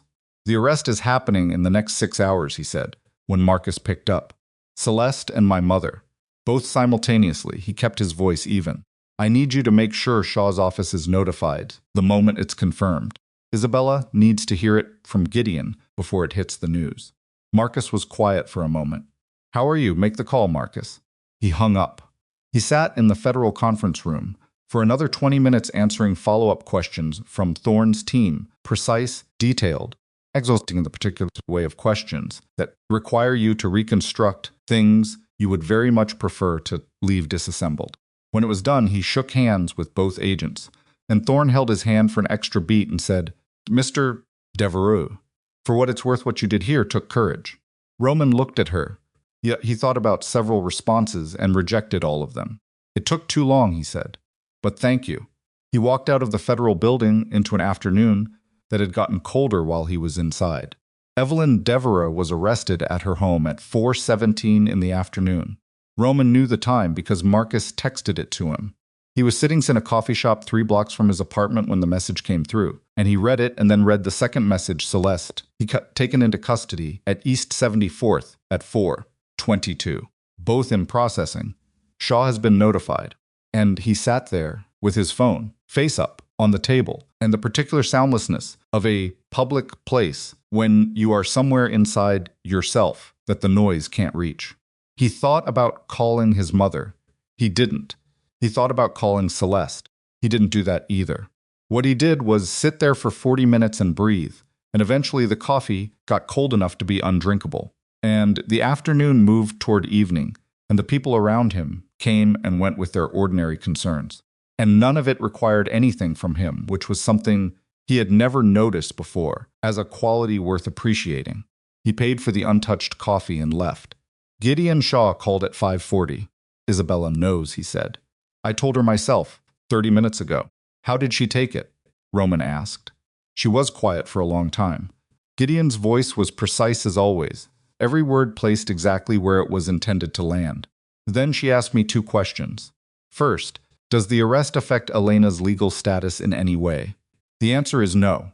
It actually simplifies the custody framework, because it eliminates the fraudulent psychological documentation as a legal threat. A pause. Second question. Does Roman know the full scope of what Celeste was paid to do? Roman exhaled. What did you tell her? I told her you were in the federal building this morning, and that without your cooperation the arrests would not have happened today, possibly not for weeks. Another pause. She did not respond to that immediately. Then she said she would like to see you tomorrow. If you're willing to come. Roman stopped walking. He was on the sidewalk outside his building, key in hand, and he stopped mid-step and stood there. What time? He said. 10 a.m. She asked me to tell you. She said to come prepared to have a real conversation, not a managed one. Roman looked up at the building in front of him. 9 floors, adequate and anonymous. Not his. Tell her I'll be there. He didn't sleep that night either. He sat in the living room of the furnished apartment on a sofa that was not his, at a coffee table that was not his, looking at walls that held nothing of his, and he let the day move through him. The emails, the timetable, the 230 million. The sound of Thorne's voice saying the transfers suggest a payment structure. Sooks, the image of Celeste's signature on the account card, rendered in her particular forward-leaning handwriting that he had watched sign restaurant bills and hotel registrations, and once, in a moment he could no longer stand to remember, a birthday card she had made him. Deployed. The word kept coming back. Not chosen. Deployed. He thought about the version of himself who had looked at Isabella's name on his phone screen and pressed the button. Had that Roman been manipulated? Yes. Had he been studied and calibrated and triggered by someone running a long game? Yes. Did that make it less true that he had pressed the button? No. That was the piece that couldn't be traded away. That was the piece that would remain after every legal proceeding concluded, after every sentence was served, after the company was rebuilt or dissolved or handed to someone else entirely. He had been manipulated by people who knew exactly which lever to pull. And the lever had worked because it was real. His own weakness had been real. His willingness to stay in a comfortable situation, rather than drive 2 miles to his bleeding wife, that was not Celeste's invention. She had merely used what was already there. You didn't build your empire on stolen money, Isabella had said. You built it on money I gave you without telling you. But you still left me when I needed you. Both truths at the same time. At 2 in the morning, he went to the kitchen and found a notepad, one of those generic ones that come with furnished apartments, sitting beside the phone, and he sat down at the table and wrote, not to anyone in particular, just words on paper, which he had not done since he was 20 years old, and broke, and living in a studio apartment with a temperamental radiator, and a certainties that he was going to build something significant or die trying. He wrote for 2 hours. He didn't read it back when he was done. He folded the paper, put it in his jacket pocket, and went to try to sleep. He arrived at Harrington at 9:53. The same lobby, the same front desk woman who recognized him now and did not make him wait while she called upstairs. She simply said, "Room 412. Mr. Devereaux, she's expecting you," with the small professional warmth of someone who has watched a situation evolve from a distance and has developed an opinion about it. He took the elevator. He walked the corridor. He stood outside 412. This time he did not hover. He knocked immediately. "Come in," Isabella said. She was sitting up again, but she was out of the bed in a chair by the window, with a blanket across her lap and a cup of something warm in her hands. And she looked marginally less exhausted than the last time, which was something. Not recovered, not okay, but marginally less underwater. There was a second chair angled toward hers. He sat in it. For a moment, they just looked at each other. In the morning light coming through the window, pale and November flat, he could see things in her face that he hadn't let himself look at closely in years. The small scar above her left eyebrow from a fall she'd had in her 20s, before he met her. The way her mouth moved slightly when she was processing something before she spoke, like the words were forming slightly ahead of the sound. The particular color of her eyes, which changed in different lights, and which he had once known well enough to predict. "Gideon told me everything," she said. "The emails. The timetable. What they were planning to do with Elena's inheritance. I know. Did you know about any of it? At any point?" "No." He held her gaze. "I didn't know. I should have looked more carefully at what was happening around me. I didn't look. But I didn't know." Isabella nodded slowly. She turned her cup in her hands. "When I was lying in that hospital bed on the first night," she said, "I wasn't angry. Not at first, she paused. I was just very tired. Tired of making space for things that weren't being seen. Tired of giving and not being asked about the giving. Tired of knowing that something was wrong and choosing every time to believe it would correct itself." She looked at him. "That's not entirely on you. Some of it is mine. I let things go unspoken that should have been said." Roman started to respond. She held up one hand, not sharp, just firm. "I'm not finished." He closed his mouth. "But you left me in that hospital," she said. "And I don't mean you made a mistake under pressure. I mean you looked at my name on your phone, and you made a choice." And I heard her laughing. And I understood, in that moment, that I had been choosing to not understand something for longer than I should have. She met his eyes steadily. "I am not going to rebuild this marriage. I want you to hear that clearly, not as a negotiating position, but as a fact. What we had is done. I am not punishing you. I am just telling you what's true." "I know," Roman said. "I'm not here to ask for that." Something shifted slightly in her expression, like she had prepared for a different argument and had to quietly dismantle it. "Then what are you here for?" He reached into his jacket pocket. He put the folded notepad paper on the small table between them. She looked at it, then at him. "What is that?" "It's not a legal document," he said. "It's not a promise either. It's just I wrote some things down last night about what I understand now. What I'm willing to do and not do going forward. I'm not asking you to read it now. He stopped. Tried again. "I wanted it to be something I couldn't take back. Something that existed outside of my ability to manage it or revise it later." He looked at her. "Because I know how I operate. I know that left to myself, I will find a way to reframe things and minimize things and make the story more comfortable. And I didn't want to do that with this." Isabella looked at the paper for a long moment. She did not pick it up. Then she said, "Elena had a good night." Roman felt something release in his chest. "Yeah?" "Her breathing is stronger. They're reducing the supplemental oxygen tomorrow. If the next 48 hours hold." She stopped. Not because she was upset, because she was being careful, in the way you are with hope, when it has been fragile before. "It's looking better." "That's good." His voice came out rougher than he intended. "That's really good." Isabella looked at him. "I'm going to ask Gideon to build in a structured visitation arrangement when she comes home. Supervised initially, because that's the responsible thing, not because I think you're a danger to her." She held his gaze. "But Roman, if you are not there, if you are late or distracted, or you put something else ahead of her, the way you put things ahead of me, I will not give you second chances. You understand?" "Yes." "I mean it. I know you mean it." He leaned forward slightly, elbows on knees. "And I'm telling you that I will be there. Not because I'm trying to prove something to you. Because she is the only thing in my life right now that is clear. Isabella studied him. The morning light moved slightly as a cloud shifted outside, and for a moment the room went a shade dimmer and then brightened again.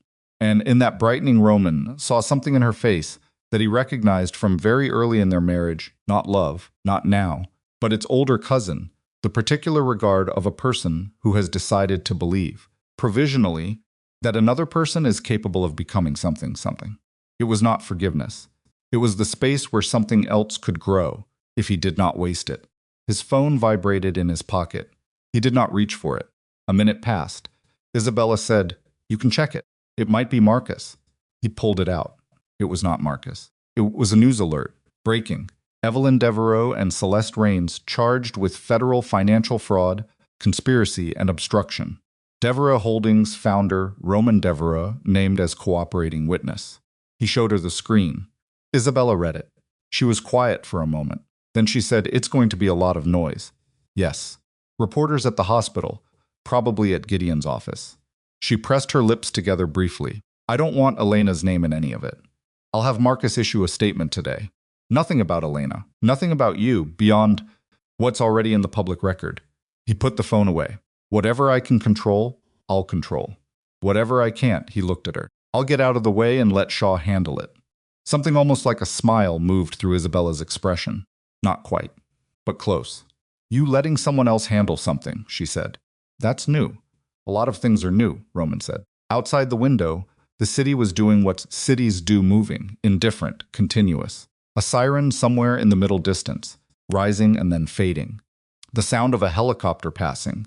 The ordinary percussion of a place that does not pause for private reckoning, that simply continues around whatever is breaking or healing within it. Roman sat in the chair and Isabella sat in hers, and between them, on the small table, was the folded piece of notepad paper that he had written in a furnished apartment at 2 in the morning and had not read back, and the morning light was on both of them, and neither of them spoke for a while. It was not comfortable silence, but it was honest silence, which was something he had not offered her in a very long time, and which she received without comment, which was its own kind of answer. Then her phone rang. She looked at the screen. Her face changed, not alarm. Something sharper than that. Something kinetic. "It's the NICU," she said. She answered immediately, and Roman watched her face, and in the 3 seconds, before she spoke again, he felt his heart move in a way that had nothing to do with strategy or leverage, or the 12 years he had spent building things that could be taken apart. "Yes," Isabella said into the phone. Her voice went very careful. "Yes, I'm here. Tell me." Roman leaned forward. Isabella's eyes found his. And whatever the voice on the other end of the line was saying, whatever news was traveling those 2 floors up from the place where his daughter was fighting to stay in the world, Roman Devereaux sat completely still and waited with every part of himself, not managing the moment, not calculating the outcome, not already building his response to whatever came next. Just present, just there. For the first time and as long as he could remember, simply and completely there. The voice on the other end of the line belonged to Dr. Amara Osei, the NICU attending who had been managing Elena's care since the night she was born. She had the kind of voice that gave nothing away, prematurely warm but structured. The voice of a person who understood that the seconds between a parent asking and a doctor answering were some of the longest seconds in a human life, and who, therefore, did not waste them. "Mrs. Vale," Dr. Osei said, "I want you to come down to the NICU. Elena had a significant response this morning to the reduced oxygen. We'd like you to see her."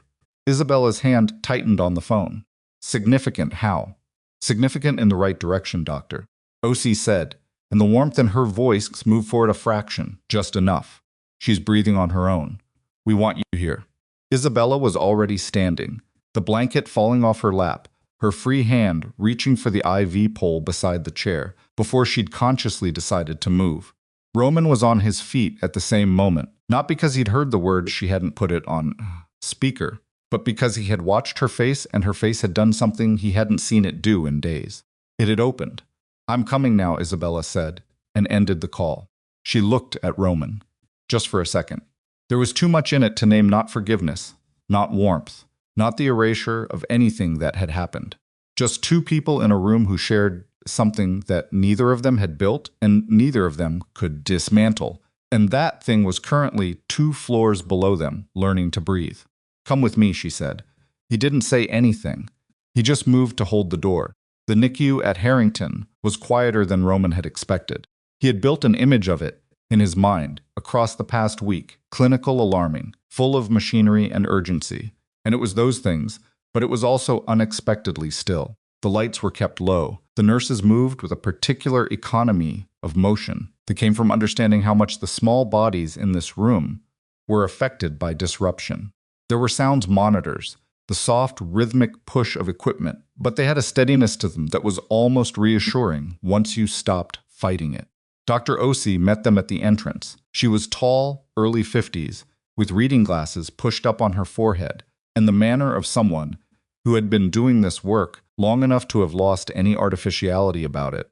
She looked at Roman briefly, assessed him without comment, and addressed Isabella. "She came off supplemental oxygen at 6:15 this morning. We've been watching her for 3 hours." Dr. Osi started walking, and they followed her. "Her oxygen saturation has held above 94 the entire time.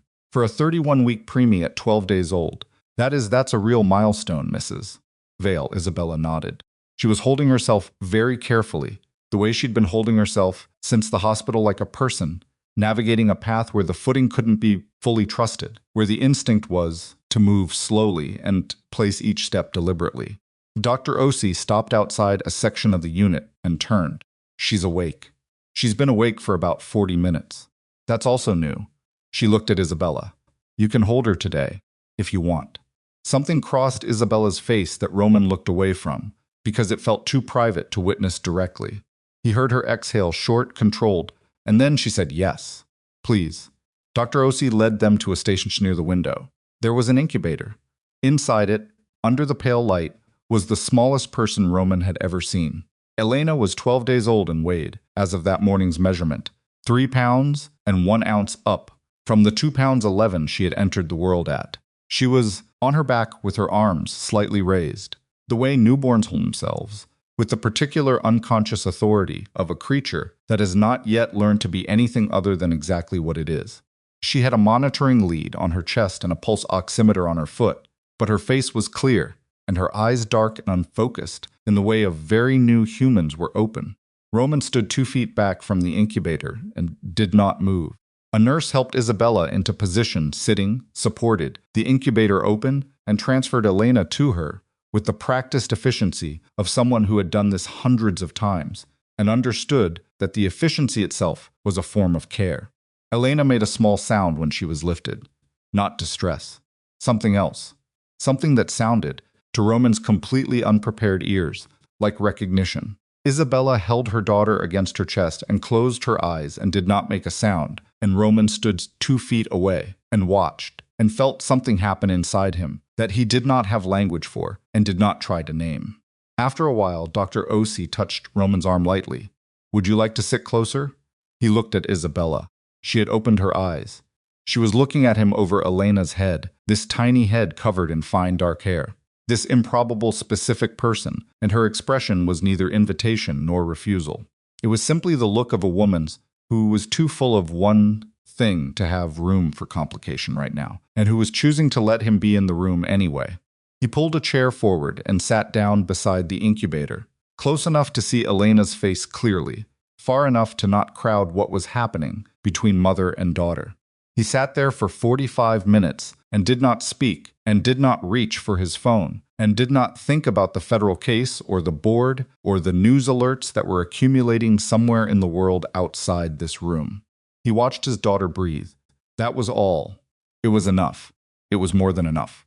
He understood with a clarity that had no drama in it, the most important thing he had ever been present for, and the understanding arrived without ceremony, without the particular internal flourish that had always accompanied his significant moments before. No sense of achievement, no calculation of what came next, just a man in a chair watching his 3-pound daughter move air through her lungs for the first time without a machine's help, and the absolute, grounding, irreducible weight of being there to see it. The weeks that followed were not clean. Roman had understood in the abstract that cooperation with federal investigators would complicate his life significantly.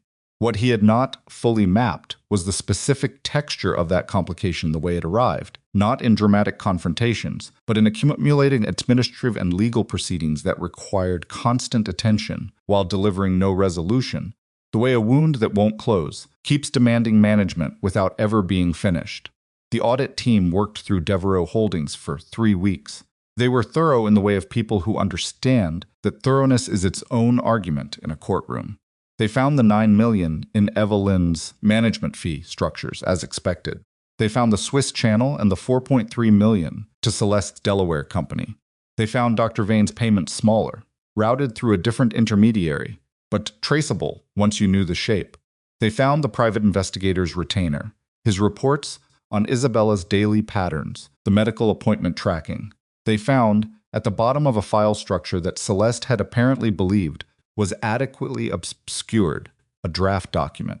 It was a letter prepared but never sent addressed to a family court judge, signed by Dr. Vane, describing Isabella Vale Devereaux as exhibiting patterns consistent with emotional dysregulation, attachment disorder, and narcissistic personality traits that would render her an unsuitable primary caregiver for a minor child. The letter was dated 2 weeks before Elena was born. When Marcus showed Roman the document, Roman read it once, put it face down on the table, and did not touch it again. He did not need to. He had already told the investigators everything he knew. He had already cooperated fully. There was nothing left to add to what existed on the record. But he sat with it, the reality of that document, that it had existed, that someone had composed it for a long time. Isabella's attorney received a copy through the official disclosure process. Shaw called Roman directly, which was unusual. He said, "I want you to know that Isabella has read the document.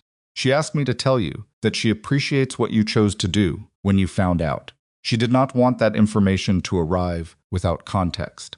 Roman sat on the edge of his bed in the furnished apartment that was slowly, incrementally, becoming less anonymous.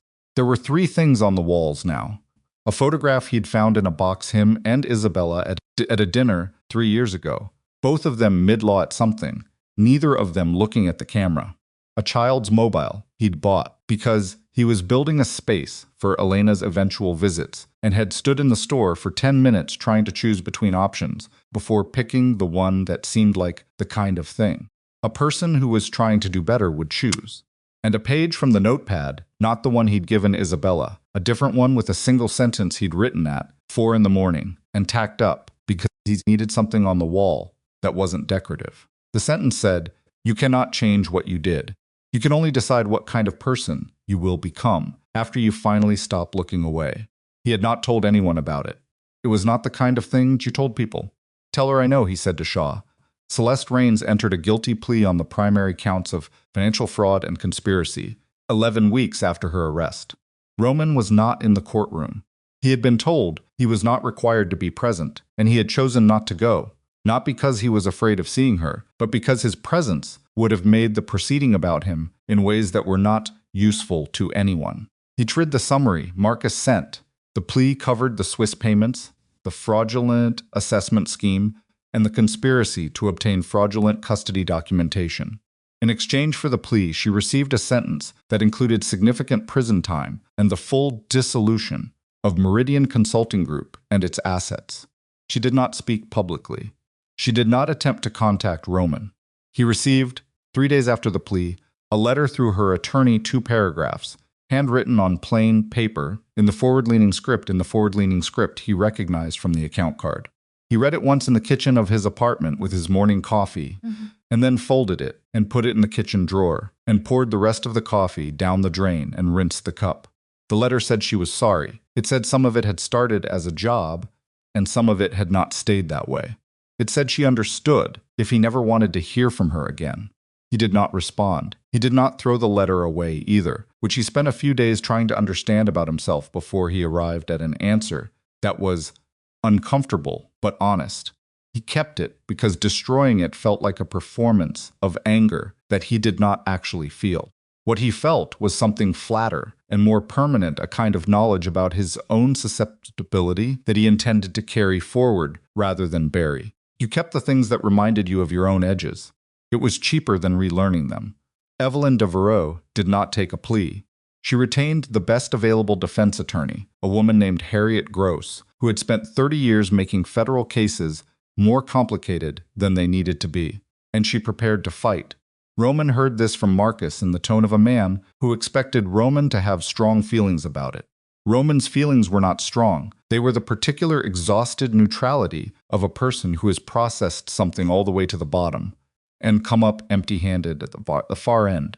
His mother had done what she had done. She had called it protection. She had called it securing the family's future. She had built a machine inside his company to neutralize his wife and capture his daughter's inheritance. And she had done it with the confidence of a woman who had spent 7 decades being the most capable person in every room and had lost the ability to distinguish between capability and righteousness. Roman went to see her once before the trial began. She was living in her house under the terms of her bail arrangement. The orchids in her study were still there. She was dressed, as always, with complete precision, not because a visitor was coming, he understood, but because Evelyn Devereaux dressed precisely for herself, because presentation was a discipline she practiced regardless of audience. She sat behind her desk. He sat across from her. For a moment, they were simply two people who had known each other for 41 years, and the weight of that was real and independent of everything else, and Roman did not try to dismiss it. "I'm not here to argue," he said. "Good," she said. "I don't intend to. I want to understand one thing." He looked at her. "Elena, did you think about what it would have done to her? Growing up knowing what you tried to do to her mother?" Evelyn was quiet. She looked at her desk, not away from him, at the surface in front of her, as though something specific was there that required examination. "I thought about what she would inherit," she said finally. "I thought about the size of what could be taken from this family if Isabella's attorney chose to be aggressive with the estate structures. I thought about protecting." You keep using that word. She looked up. "Because that's what I was doing. You were protecting yourself." He said it without heat. Just fact. You were protecting your position and your access, and the arrangements you'd built for yourself inside the company. Elena was the mechanism, not the purpose. He held her gaze. "I know the difference, Mother. I spent 12 years doing the same thing, and calling it something better than it was. Something shifted in Evelyn's composure. Not collapse. Evelyn Devereaux did not collapse, but a settling. Like a building that has been under tension for a long time, finally being released from it. And the structural change is so slight from the outside that you'd miss it if you weren't watching closely. The trial will be what it is," Roman said. "I'm not going to interfere. I'm not going to leverage anything on your behalf. Whatever Harriet Gross can build from what exists is what you'll have." He stood up. Whenever it's over, I'll still be Elena's father, which means you'll still be her grandmother. What that looks like will depend on what you do with the time between now and then." He picked up his jacket. "Evelyn," said Roman. He waited. She looked at him across the desk. Her face had the particular quality of a very private person arriving at the edge of something they don't have practice expressing. Her hands were folded on the desk and absolutely still, which with Evelyn was the tell-not movement, stillness. When her hands went still, like that it meant something was costing her. "I wanted you to be extraordinary," she said, "from the very beginning. I wanted you to be something that couldn't be touched." And she stopped. Started again. "I made decisions based on what I wanted for you that I did not have the right to make. It was not an apology. It was as close as Evelyn Devereaux was going to get to one. And Roman knew it, and he stood there and let it land without deflecting it or diminishing it. He said, "And I spent 12 years building exactly what you wanted and calling it what I wanted. We built the same thing for the same reasons." He looked at her. "The difference is I have a daughter now, and she's going to watch what I do next." That changed the math for me. He left. He didn't visit again before the trial, but he left the line open. He didn't close the door. He wasn't entirely sure that was the right choice. Marcus thought it was strategically inadvisable, and Isabella, when he told her, was quiet for a long moment before saying, "That's your decision to make, not mine." But it felt like the honest position, and he had decided, somewhere in the furnishing of his anonymous apartment, that honest positions were the ones he was going to occupy from now on, even when they were uncomfortable. Dr. Arthur Vane surrendered his medical license before the licensing board could formally revoke it. The surrender came with a public statement prepared by his attorney that was so thoroughly nonspecific that it communicated nothing except that something had occurred which required this outcome. Roman read it in a news summary and felt nothing in particular except a dull satisfaction, not pleasure, not victory, just the recognition of a result that was appropriate and that had required his cooperation to achieve.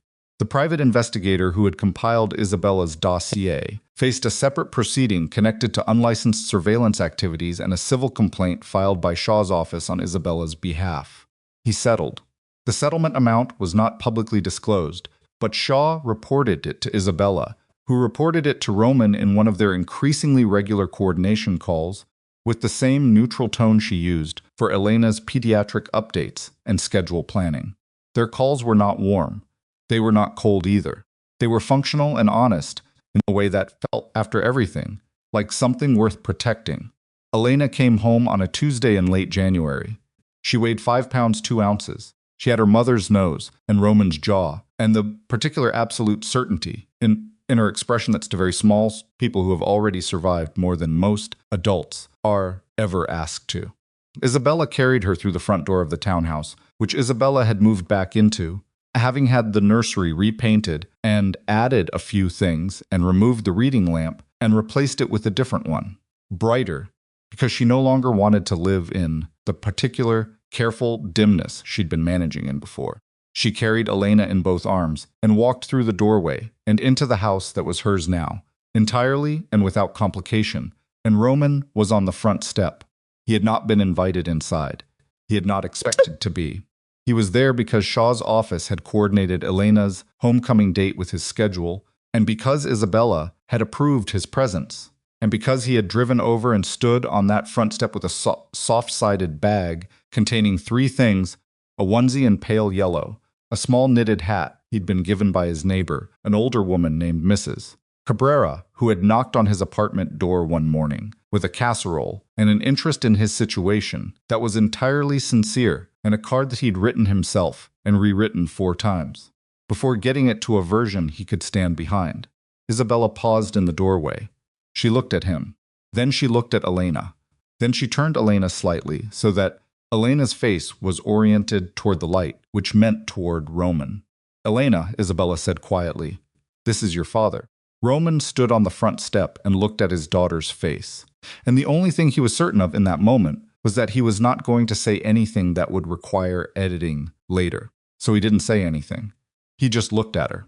5 pounds, 2 ounces of specific unrepeatable person, blinking in the cold January air, with the expression of someone encountering the world outside controlled conditions for the first time, and finding it, on balance, interesting. He held up the bag slightly. "I brought some things." Isabella looked at the bag. "You can leave them inside the door." He stepped forward and set the bag down just inside the threshold. He did not step further than that. He straightened up and looked at Isabella, and she was looking at him with an expression he was still learning to read in its current form, this version of Isabella, who had been through the fire and had come out the other side not unscathed but not diminished either. Harder in some places, softer in others, more specific. "Thank you," he said, "for today, for letting me be here." Isabella nodded once. "You'll have her Tuesday and Thursday afternoons once, Doctor. OC clears the schedule. The arrangement is in the agreement Shaw sent over." "I saw it. I signed it, I know." She looked at Elena, then back at him. "Don't be late, I won't." She carried Elena inside. The door closed. Not a slam, not a statement, just a door closing because a mother and daughter had come home, and it was cold outside, and the world inside was warm. Roman stood on the front step for a moment.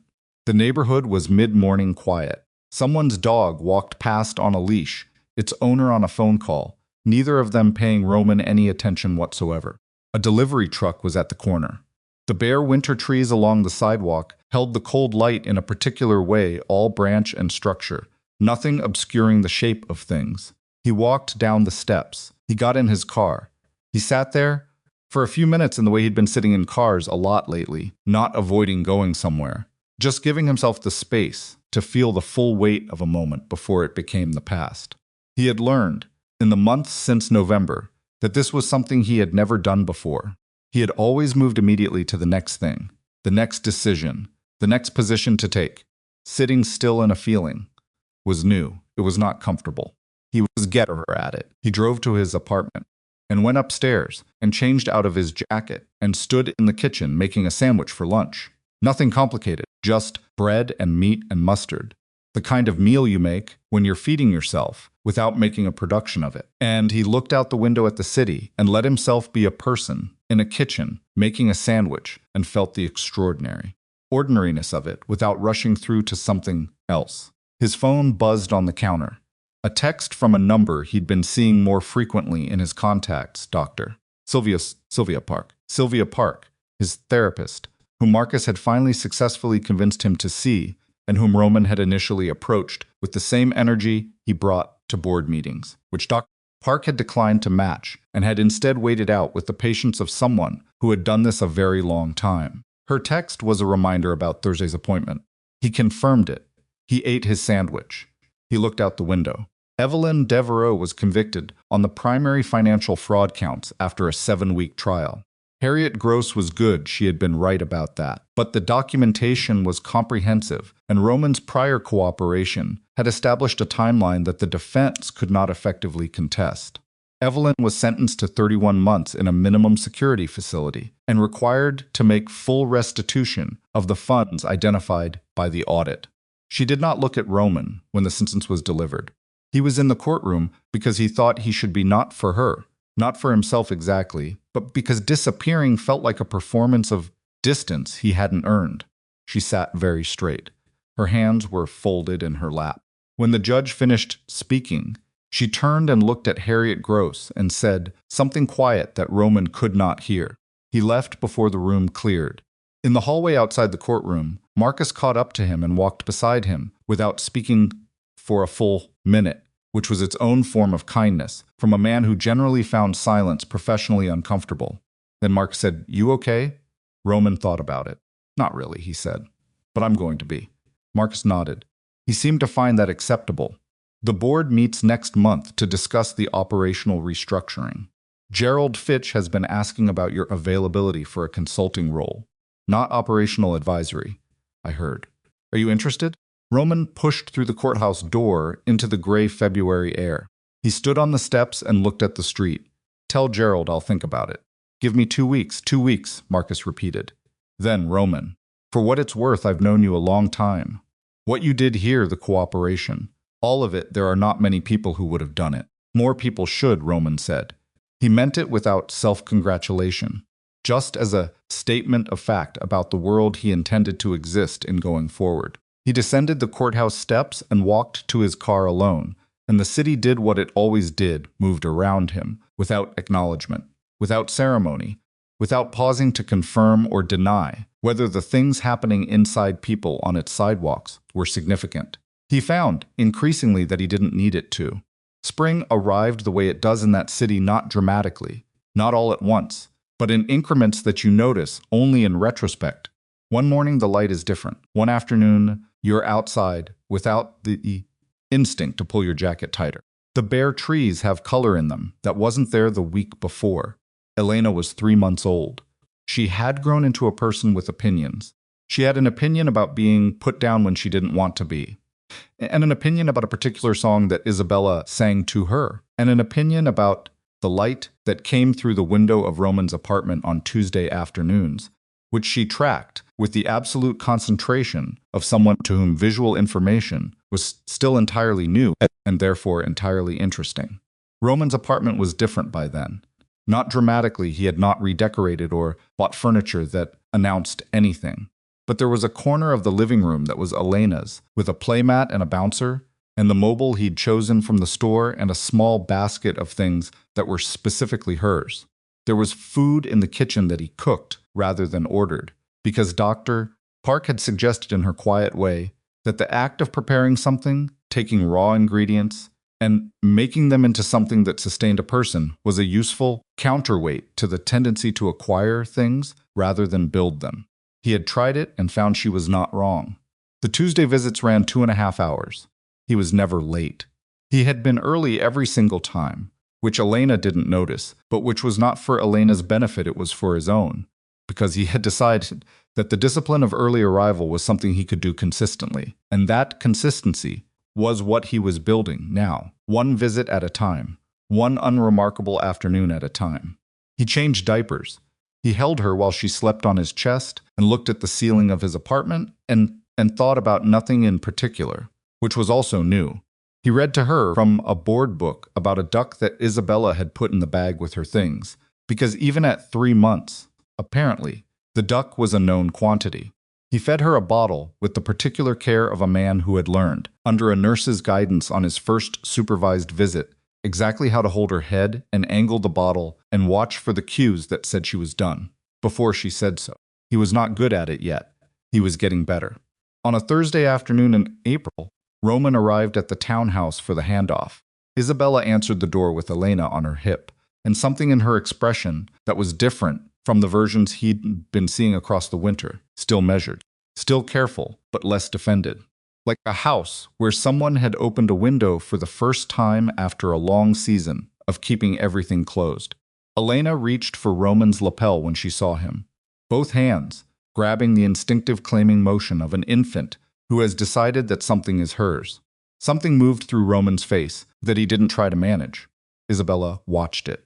She transferred Elena to him and stepped back and leaned against the doorframe with her arms loosely crossed, not closed off, just settled. She watched Elena grab Roman's jacket, and Roman accommodate it without thinking, his hand coming up automatically to support her, his face doing the particular thing it did now around Elena, that it had never done around anything else in his life, something unguarded and a little helpless and entirely real. She's been doing that all week, Isabella said. Grabbing everything. Establishing territory, Roman said. She gets that from somewhere. The tone was dry but not unkind. There was something in it that was almost, from a significant distance, the echo of how they used to talk the register of two people who know each other's rhythms well enough to let them run without announcing them. Roman looked at her over Elena's head. How are you? Isabella considered the question. She started doing that, actually considering it, rather than giving the automatic fine that she'd been giving all winter. I had a meeting with the foundation attorneys yesterday, she said. We're officially filing for nonprofit status next week. How does that feel? Terrifying, she said. And right. She looked at Elena. She's going to grow up watching me build something. I want it to be something worth watching. Roman looked down at his daughter, who had gotten her fingers around one of his jacket buttons and was examining it with total concentration. It will be, he said. Isabella straightened up from the doorframe. She looked at him not for long, just a moment, the kind of look that doesn't require extended duration to carry its full weight. 2.5 hours, she said. Bring her back at 4. I will. She went back inside. The door stayed open for a moment, not intentionally, just the hydraulics on the hinges. A slow swing, and through it, Roman could see the entryway of the townhouse. The new lamp Isabella had mentioned, brighter than the old one, filling the space differently. The coat hook with her jacket on it, and a tiny pink one below it. The bowl on the side table with keys and a tube of hand cream, and the small things that accumulate in the entryway of a life being actively lived. The door closed gently on its own. Roman walked down the steps with Elena and buckled her into the car seat and got in and drove carefully through the springlight streets and talked to her the whole way. The low, continuous talking he'd discovered, she responded to not content, not information, just the sound of his voice, which apparently meant something to her, which meant something enormous to him. 2 years after the night everything changed, Roman arrived at the townhouse on a Saturday morning in late October. He had not been to the house on a Saturday before. The arrangement had always been weekdays, but Isabella's foundation had an event, a fundraiser, the first major public one, something she'd spent months preparing, and she'd asked, 2 weeks earlier, with the specific casualness that indicated the question had been considered carefully before being spoken, if he'd be willing to take Elena for the day. He'd said yes before she finished the sentence. The October light was the particular clean gold of autumn in that city, the kind that makes ordinary things look briefly extraordinary. Roman parked and got out and walked up the front steps and knocked. He heard Elena before the door opened. Not words yet. She was 22 months. Words were coming fast and loud, and sometimes entirely invented, but her voice, specific and certain, conducting some piece of business in the interior of the house. Isabella opened the door. She was dressed for the event, put together in the particular way she had when something mattered to her. Not dressed up exactly, but deliberate, wearing the specific combination of authority and ease that Roman had always associated with her at her most herself. She had a coffee cup in one hand and her phone in the other, and behind her, in the living room, Elena was sitting on the floor, surrounded by the full legislative output of her toy basket, engaged in what appeared to be a complex debate with a stuffed rabbit. "She's in a mood," Isabella said. "Good mood or difficult mood. Depends on whether you agree with the rabbit." Isabella stepped back to let him in. Roman stepped inside further than the threshold, properly inside, the way he had been doing on weekend pickups for the past several months, because Isabella had quietly expanded the arrangement as Elena's comfort with him had grown. Look, he stood in the entryway and looked at the house that had been his and was now hers and felt no bitterness about it, which he had examined enough times in therapy to understand was genuine rather than performed. Elena looked up from the rabbit debate, clocked Roman, and made the decision immediately, pushing herself to standing with the particular ferocious determination of a toddler and crossing the living room floor at her version of maximum speed, which was fast enough to require him to brace. She hit his legs with both arms out and looked up at him. "Up," she said. This word she had completely. He picked her up. She grabbed his jacket. Same move, different jacket. She had been grabbing his jacket since she was 3 months old and had, across 22 months, not revised her position on this. "Hi," he said. She put her hand on his face. Flat palm, the way she did sometimes, covering his cheek and the edge of his jaw, a gesture so specific to her that he had never seen anyone else do it and hoped, privately, that she never entirely stopped. He covered her hand with his.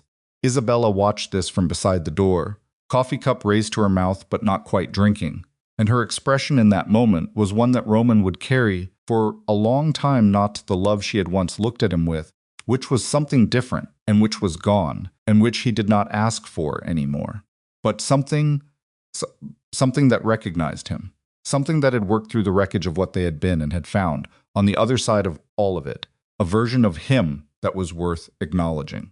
Not romantic, not reconciliation. Something else, the specific regard of a person who has watched another person change, Spudge, and has decided to believe the change is real. "There's a bag by the door," Isabella said. "Snacks, extra clothes, her rabbit, sun hat, because it's supposed to be warm later." She looked at Elena. "Behave." Elena looked at the rabbit on the floor and appeared to consider whether to take it or leave it as a concession to the rabbit's recent difficult behavior. She decided to take it. "Rabbit," she said, and pointed. Roman retrieved the rabbit. Elena accepted it, with the magnanimity of someone who has made a difficult executive decision. He picked up the bag from beside the door. Isabella walked them out. She stood in the doorway with her coffee and watched Roman carry Elena down the front steps. Elena's rabbit hanging from one of his hands, and the bag from his shoulder, and Elena herself on his arm pointing at various things in the street and offering her assessments of them in the particular mixture of real words and invented language that was Elena's current idiom. The city was doing its Saturday morning thing. A couple walking a dog, someone running, a kid on a scooter, going down the sidewalk with the concentrated emphasis of someone mastering a skill. Cars moving through the intersection at the end of the block, all of it lit with the October gold that would be gone in a few weeks when the season finished turning. Roman got to the bottom of the steps and turned back. Isabella was still in the doorway. He looked at her for a moment across the short distance. She looked back. Between them, the morning. The ordinary, unremarkable, specific moment of a Saturday in October, with the light on everything. "Thank you," he said. She nodded once. "Then bring her back by 6. "I will." She went inside. The door closed. Roman turned back to the street, to the October morning, to the city moving around him without ceremony. Elena had found a leaf that had blown onto the step yellow, wide, already drying at the edges, and was holding it up for his inspection. "Yow," she said, her word for yellow. She'd had it for 3 weeks and deployed it with authority. "Yellow," Roman confirmed. She examined the leaf with complete seriousness. Then she held it out to him, an offering or an assignment. He wasn't sure which. He took it. He held it in his free hand, this leaf, this minor, unremarkable piece of an October morning that his daughter had decided was worth his attention, and he looked at it with the full care it was being offered with. And he understood that this was the measure now. Not the company, not the empire he had spent 12 years building, not the power he had accumulated, and the authority he had wielded, and the rooms he had controlled by simply being the last one to walk into them. This, a 2-pound leaf in his daughter's estimation. A Tuesday afternoon, a Saturday morning with October light on everything. Showing up, being there, being the kind of person that a small specific person, with his jaw and her mother's nose, could put her hand against and mean something by it. He carried Elena down the last step. She rested her head against his shoulder for a moment, the brief, absolute, unconditional trust of a child who has decided, through the simple accumulated evidence of his showing up, that this is a person she can rest on. He walked out into the Saturday morning. The city moved around them without ceremony, as it always did. This time, he didn't need it to do anything else.